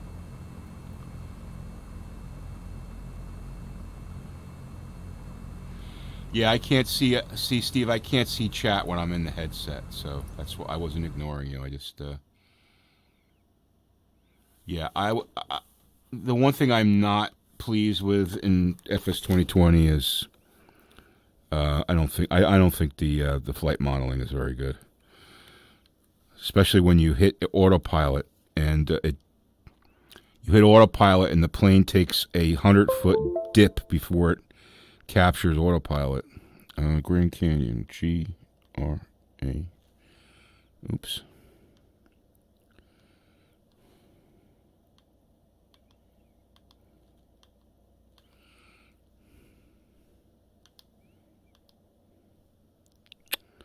Come on, man.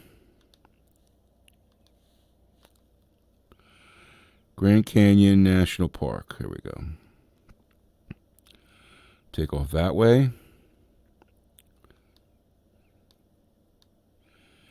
And we'll start new. Here we go.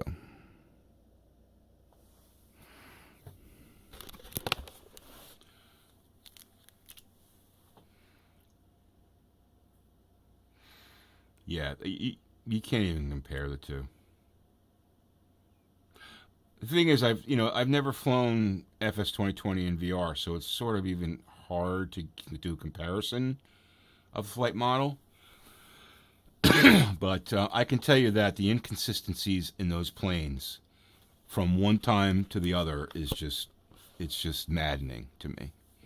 You can't rely on FLC, you can't rely on autopilot, you can't rely, there's just too much you can't rely on.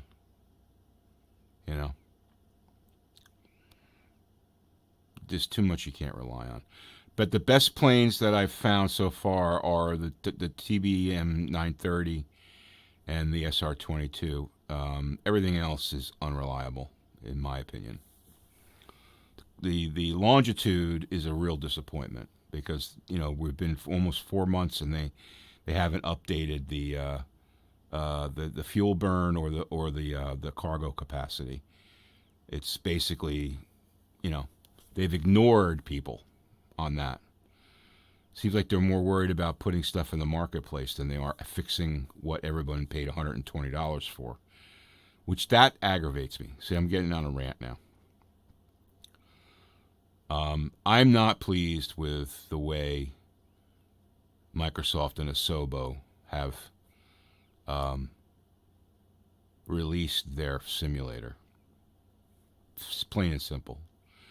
They sold something that was complete, and they delivered something that was beta at best. And go back in history, and you can see they never mentioned one time before, during the pre-ordering, that this was going to be a beta release. They never mentioned that. They gave everybody the impression that they were delivering a sim. Yes, it was going to be improved as time went by, but they never said, "Hey, this is going to be like a beta, so expect a lot of stuff not to work." They never said that. So it was a bait and switch, in my opinion. They, people signed up for $120 for the deluxe, expecting to get, the Longitude and the SR22 and the other two planes that you're paying $60 extra, right? So you're expecting those planes to be, somewhat functional, and basically all of them have issues. So, and that's the truth. And I'll argue that with anybody, and you'll see people in social media, "Oh, give them a chance. Oh, this, that, and the other thing." That's BS. They're a big software company, okay? I work in the software business. If I delivered to my customer what they deliver to their customers, we would lose all our customers. I work in the networking space. If we delivered that lack of functionality and that combination of problems to our customer base, we would have been laughed out of the industry. So, people give them leniency because I guess they have to protect the fact that they bought that simulator. I look at it differently. I bought that simulator under the guise that it was a lot more complete than it was, and when I first used it, it was really atrocious. And it's gotten a little bit less atrocious over the last 3 months. Anyway. But we're with X Plane today. And we're going to check out the Grand Canyon.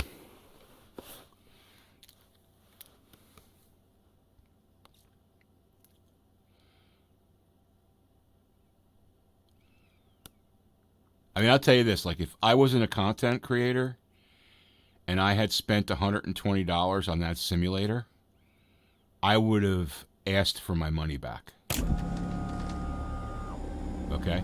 Like on August 18th, when I actually ordered it like a couple months ahead of time when it first, the pre-orders came out. If I wasn't a content creator, because I created a lot of good content and people watched it and that was great and helped the channel and all that. So from that perspective, that was a benefit. But if I was a person who was just using it to fly, to have fun, I would have asked for my money back and waited until, it became a real simulator. Because it's not. It's not a real simulator. I mean, okay, it's a real simulator, but it's not a real functioning simulator. When you look at the GPS and your plane doesn't even stay on the magenta, give me a break. It's a joke. All right, where the hell are we? Grand Canyon, right? This should be fun.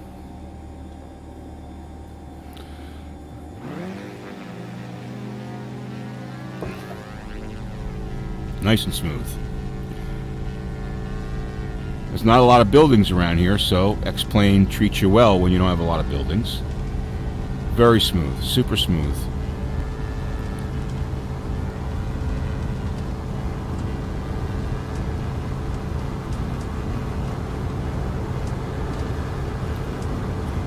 But I remember what the Grand Canyon looked like in the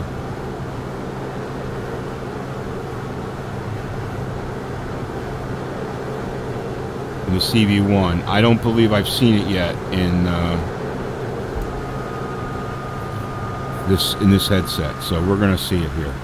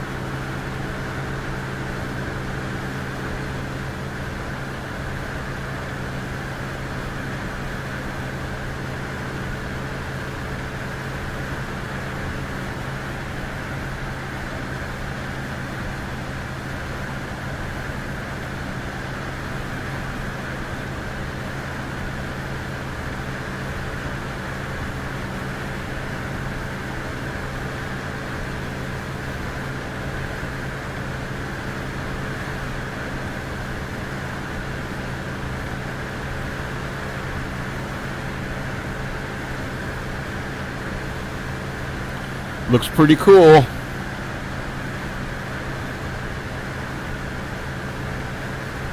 Looks very cool, actually.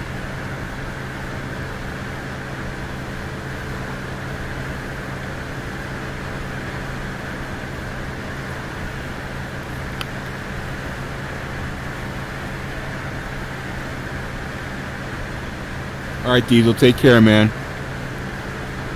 I haven't forgotten about your SR22 livery. I just haven't had a chance to look at it. I appreciate you doing that.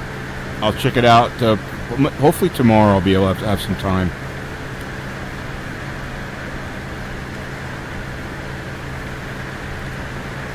Wow, that looks pretty awesome.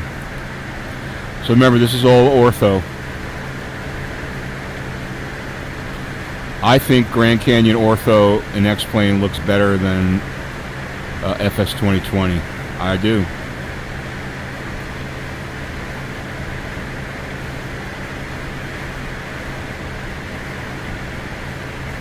Wow, that looks pretty cool.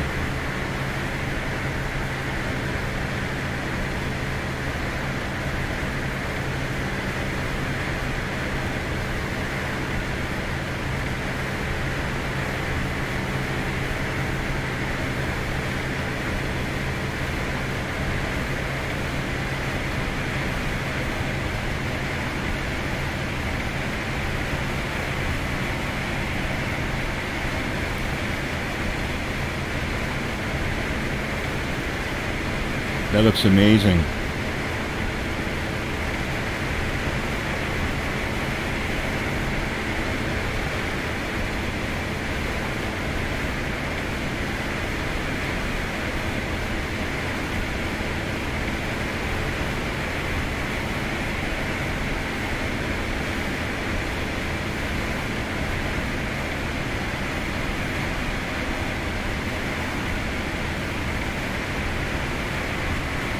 Colors are great. Well, I should maybe put it this way. Colors seem very natural. The definition is amazing.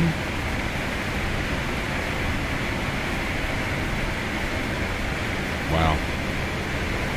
Pretty cool.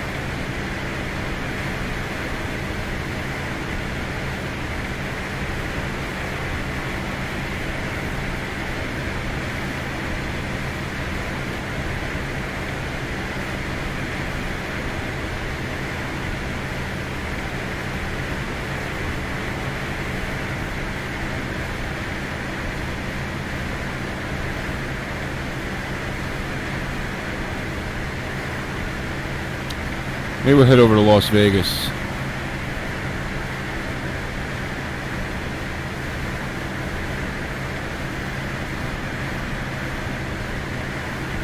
Pretty sure we're heading right towards it now.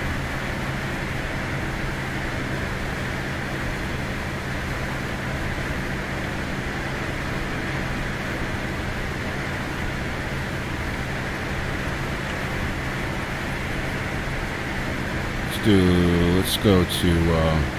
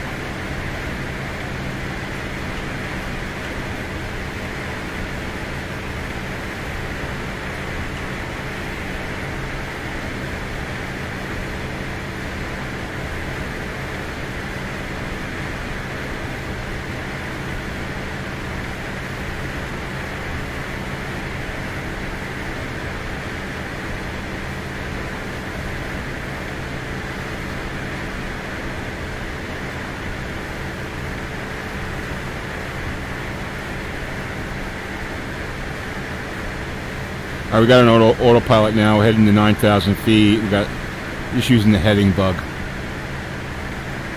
to keep us on track here.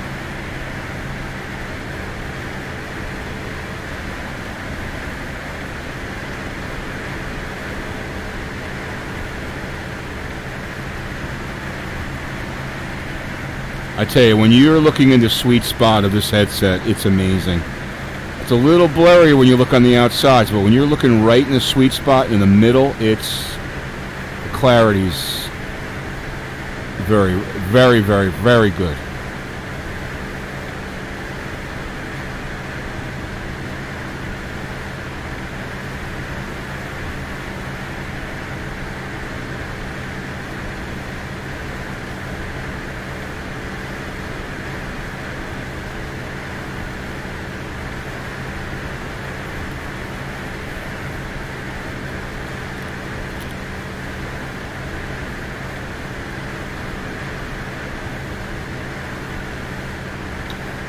I think, Edwin, I think I used 16. It's been a long time since I did it, so I'm pretty sure I used 16. Pretty sure. Alright, so we got 45% GPU, 58% CPU. We're getting, 20 frames per second. In X Plane, I should say, but I mean the consistency is good. I'm not complaining about that. I wonder what's blocking. It seems like I should be getting higher frame rate, but I'm not sure what might be causing that.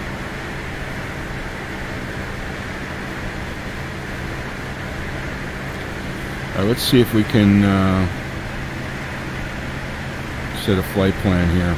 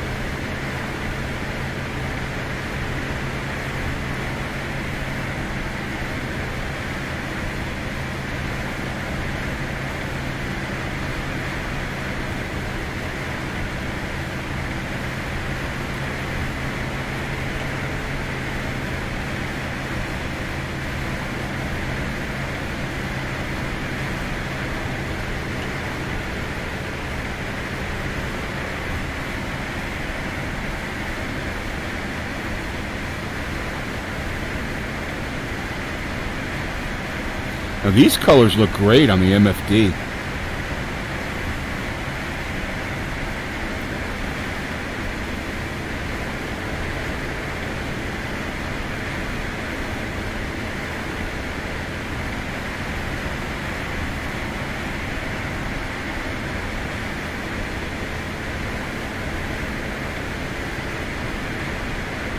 But I'd like to see what Vegas looks like.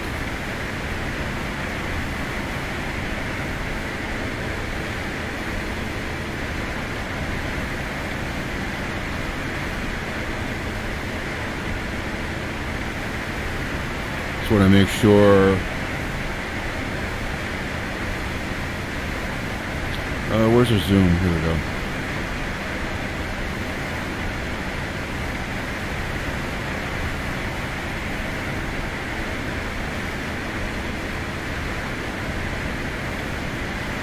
Or if we'll have enough fuel. We might not have enough fuel.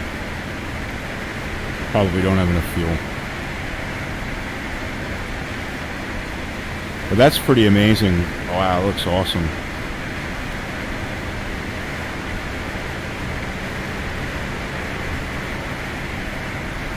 Let's head outside the plane here.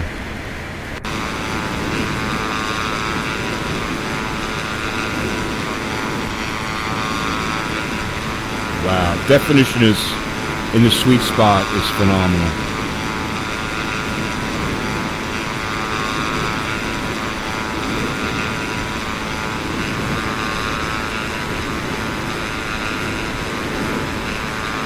Wow, pretty wild.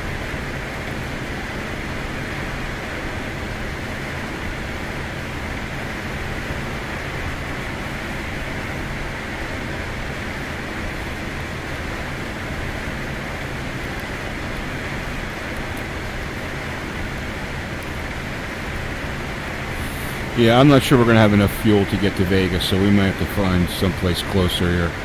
We could do Vegas at another time. Let's go nearest. Oop. Nearest.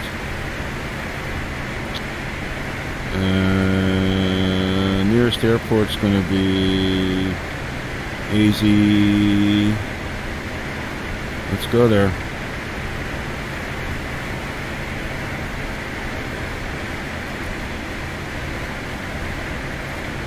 AZ40.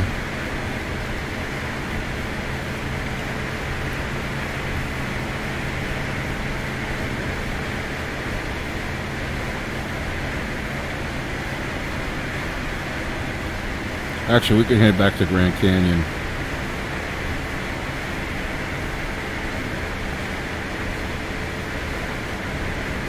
We'll head back to Grand Canyon.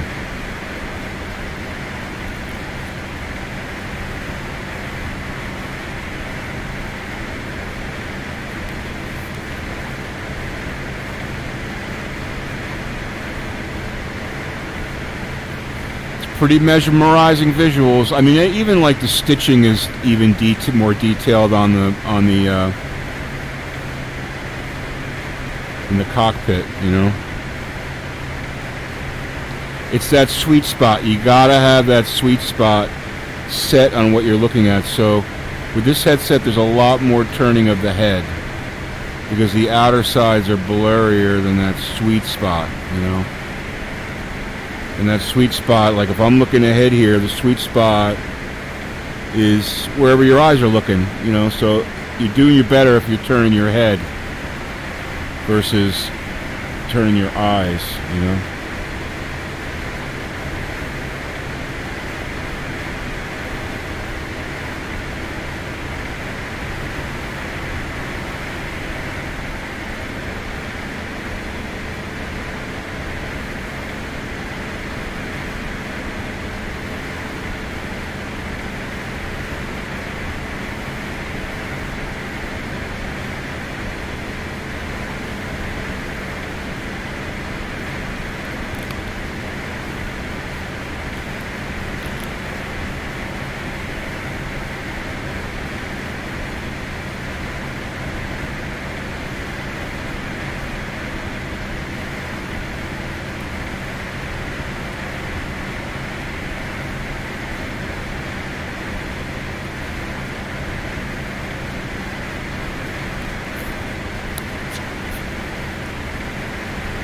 I'm going to turn off, I'm not going to do it now, but maybe I can. I could lower that, what do you call it, that outside sound.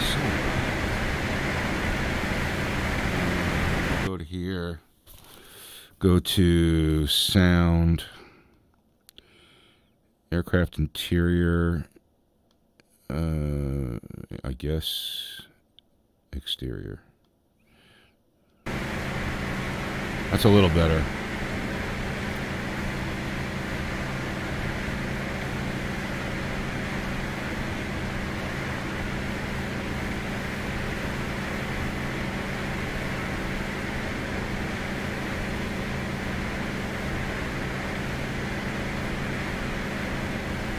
You're like, so I'm looking at those peaks right there, or those cliffs right there, and if I'm looking at it right on and I just tilt my head up, it starts to get blurry. Now it's blurry. If I tilt my head down, now it's blurry. If I tilt my head this way, now it's blurry. My eyes are still on it. So for example, the wingtip, that's probably a better example. I'm looking got my head pointed right at the wingtip and my eyes. But I keep my eyes on it and I turn the headset. As I do, it starts to get blurry, right? And my eyes are still on it, but I'm turning the headset. And if I do that the other way, it gets blurry. Or if I go like that, my eyes are still on it, headset's down, it's blurry. So there's a definite sweet spot. The sweet spot's smaller than the CV1. That's really the conclusion. The sweet spot is smaller than the CV1. But the sweet spot is much, much more clearer and crisper than the CV1.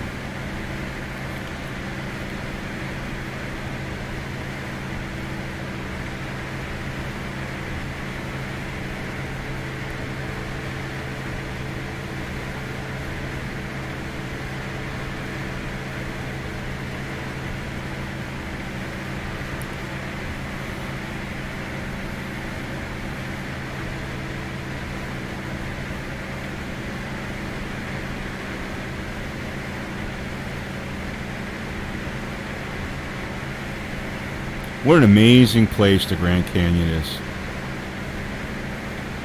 Truly amazing place.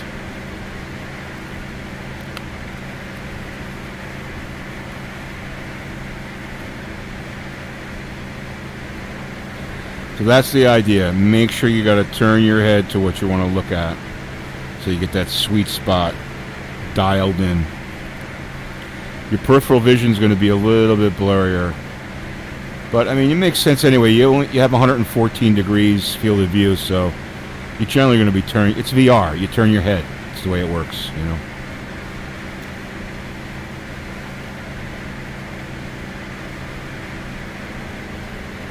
Probably get down to 8,000 here.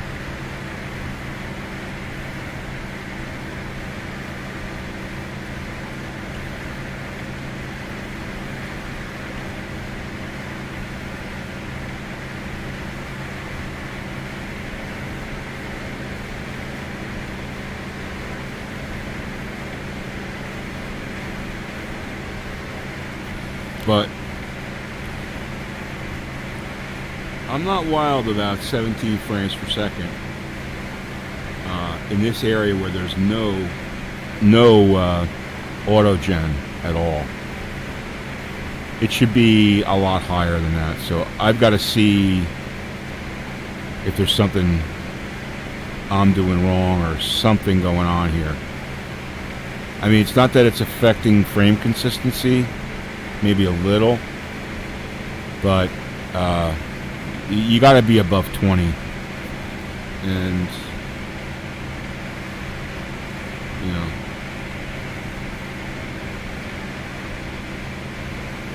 she's a beaut, Clark, yeah. Yeah, I'm a little concerned with that. I got to figure out what's going on here. Why is X Plane only running 18 frames per second, or, you know, around there? Why is that? When the GPU is what? GPU is 44, CPU is 58. I mean, you got room to spare there. Why is X Plane not running in higher frame rate? See, these are the dilemmas we're going to be trying to figure out. If anybody has an answer, post it in the comments. I'd appreciate it.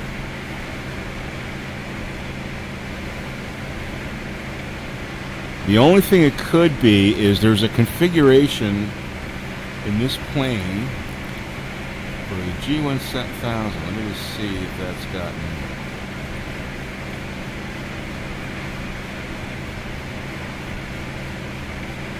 if I won't crash the plane here.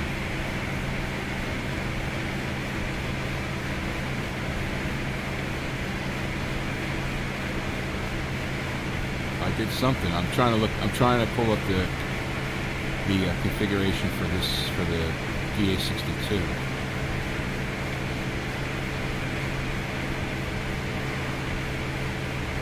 And now we seem to have stalled things out here.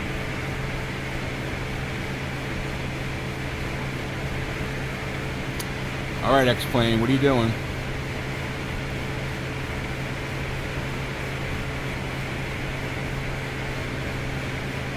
I mean, frame time at 0.5, it should really be like 0.3 seconds. That's, you know.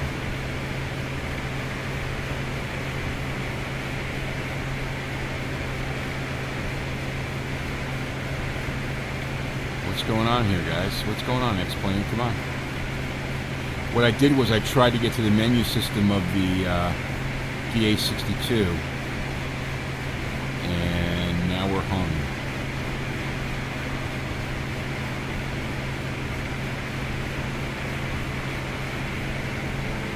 There we go. Okay, that's what I wanted to see. So there's a configuration in this thing. So if you go to G1000, right, this configure when it says enable MFD flight plan mouse features, you gotta have that turned off.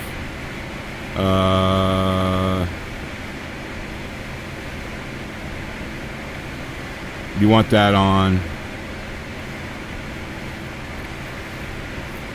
Alright, so that's good. Sounds, we'll leave that the way it is. About, leave that the way it is.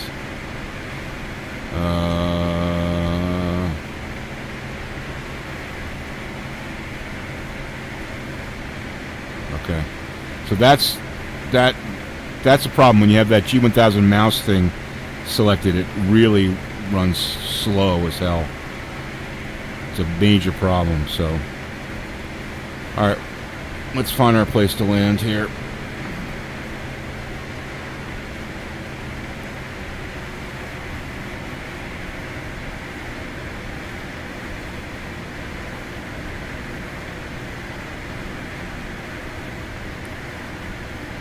It always drives me crazy with X Plane where you're utilizing half the GPU and half the CPU and you only get 20 frames per second. I just don't understand it. It's hard to understand.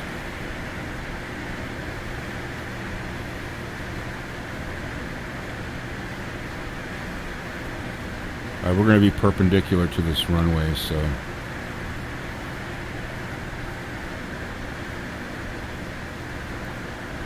I see it right up there. I tell you what, very easy to spot, that's for sure.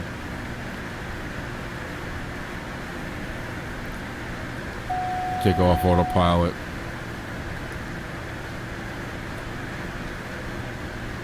Fly out this way.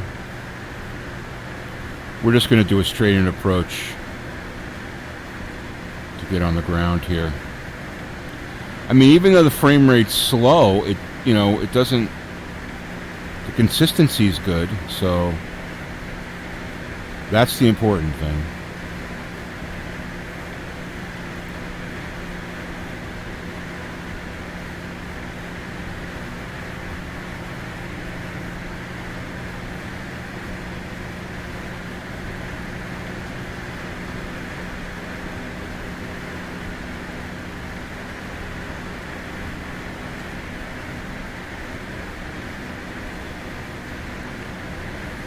I guess we should fly our pattern, so we're going to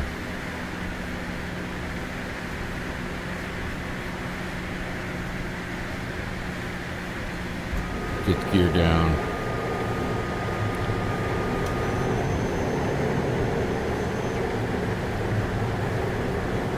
Turn left base.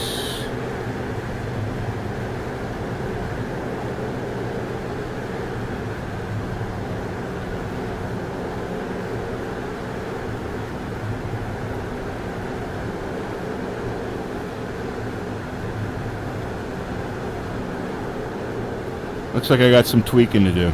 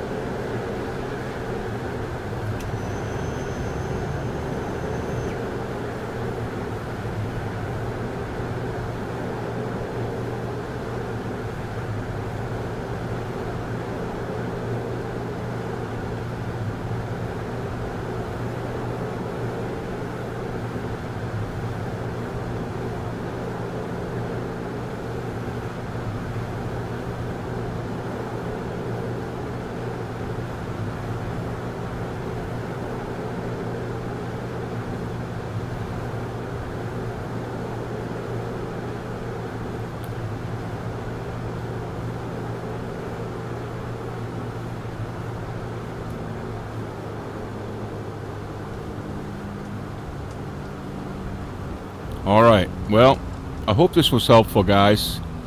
The whole idea was to do some test flights and give you guys some on-screen data to get a sense for how the G1000 is going to will perform with X Plane 11 using the i67 6700 and a GTX 1080 Ti. Hopefully this was helpful, guys. Let me get the brakes set on here. I'm going to go back and look at this video, this stream, and just check things out a little bit to see, you know, maybe there's areas where we can tweak, you know. But guys, thanks for watching. If you haven't hit the subscribe button, please do. And if you haven't hit that like button, please do that as well. It just helps with the YouTube algorithms. Gets it on the view for other people to check out this information. Hopefully it's helpful to them, and hopefully it was helpful to you.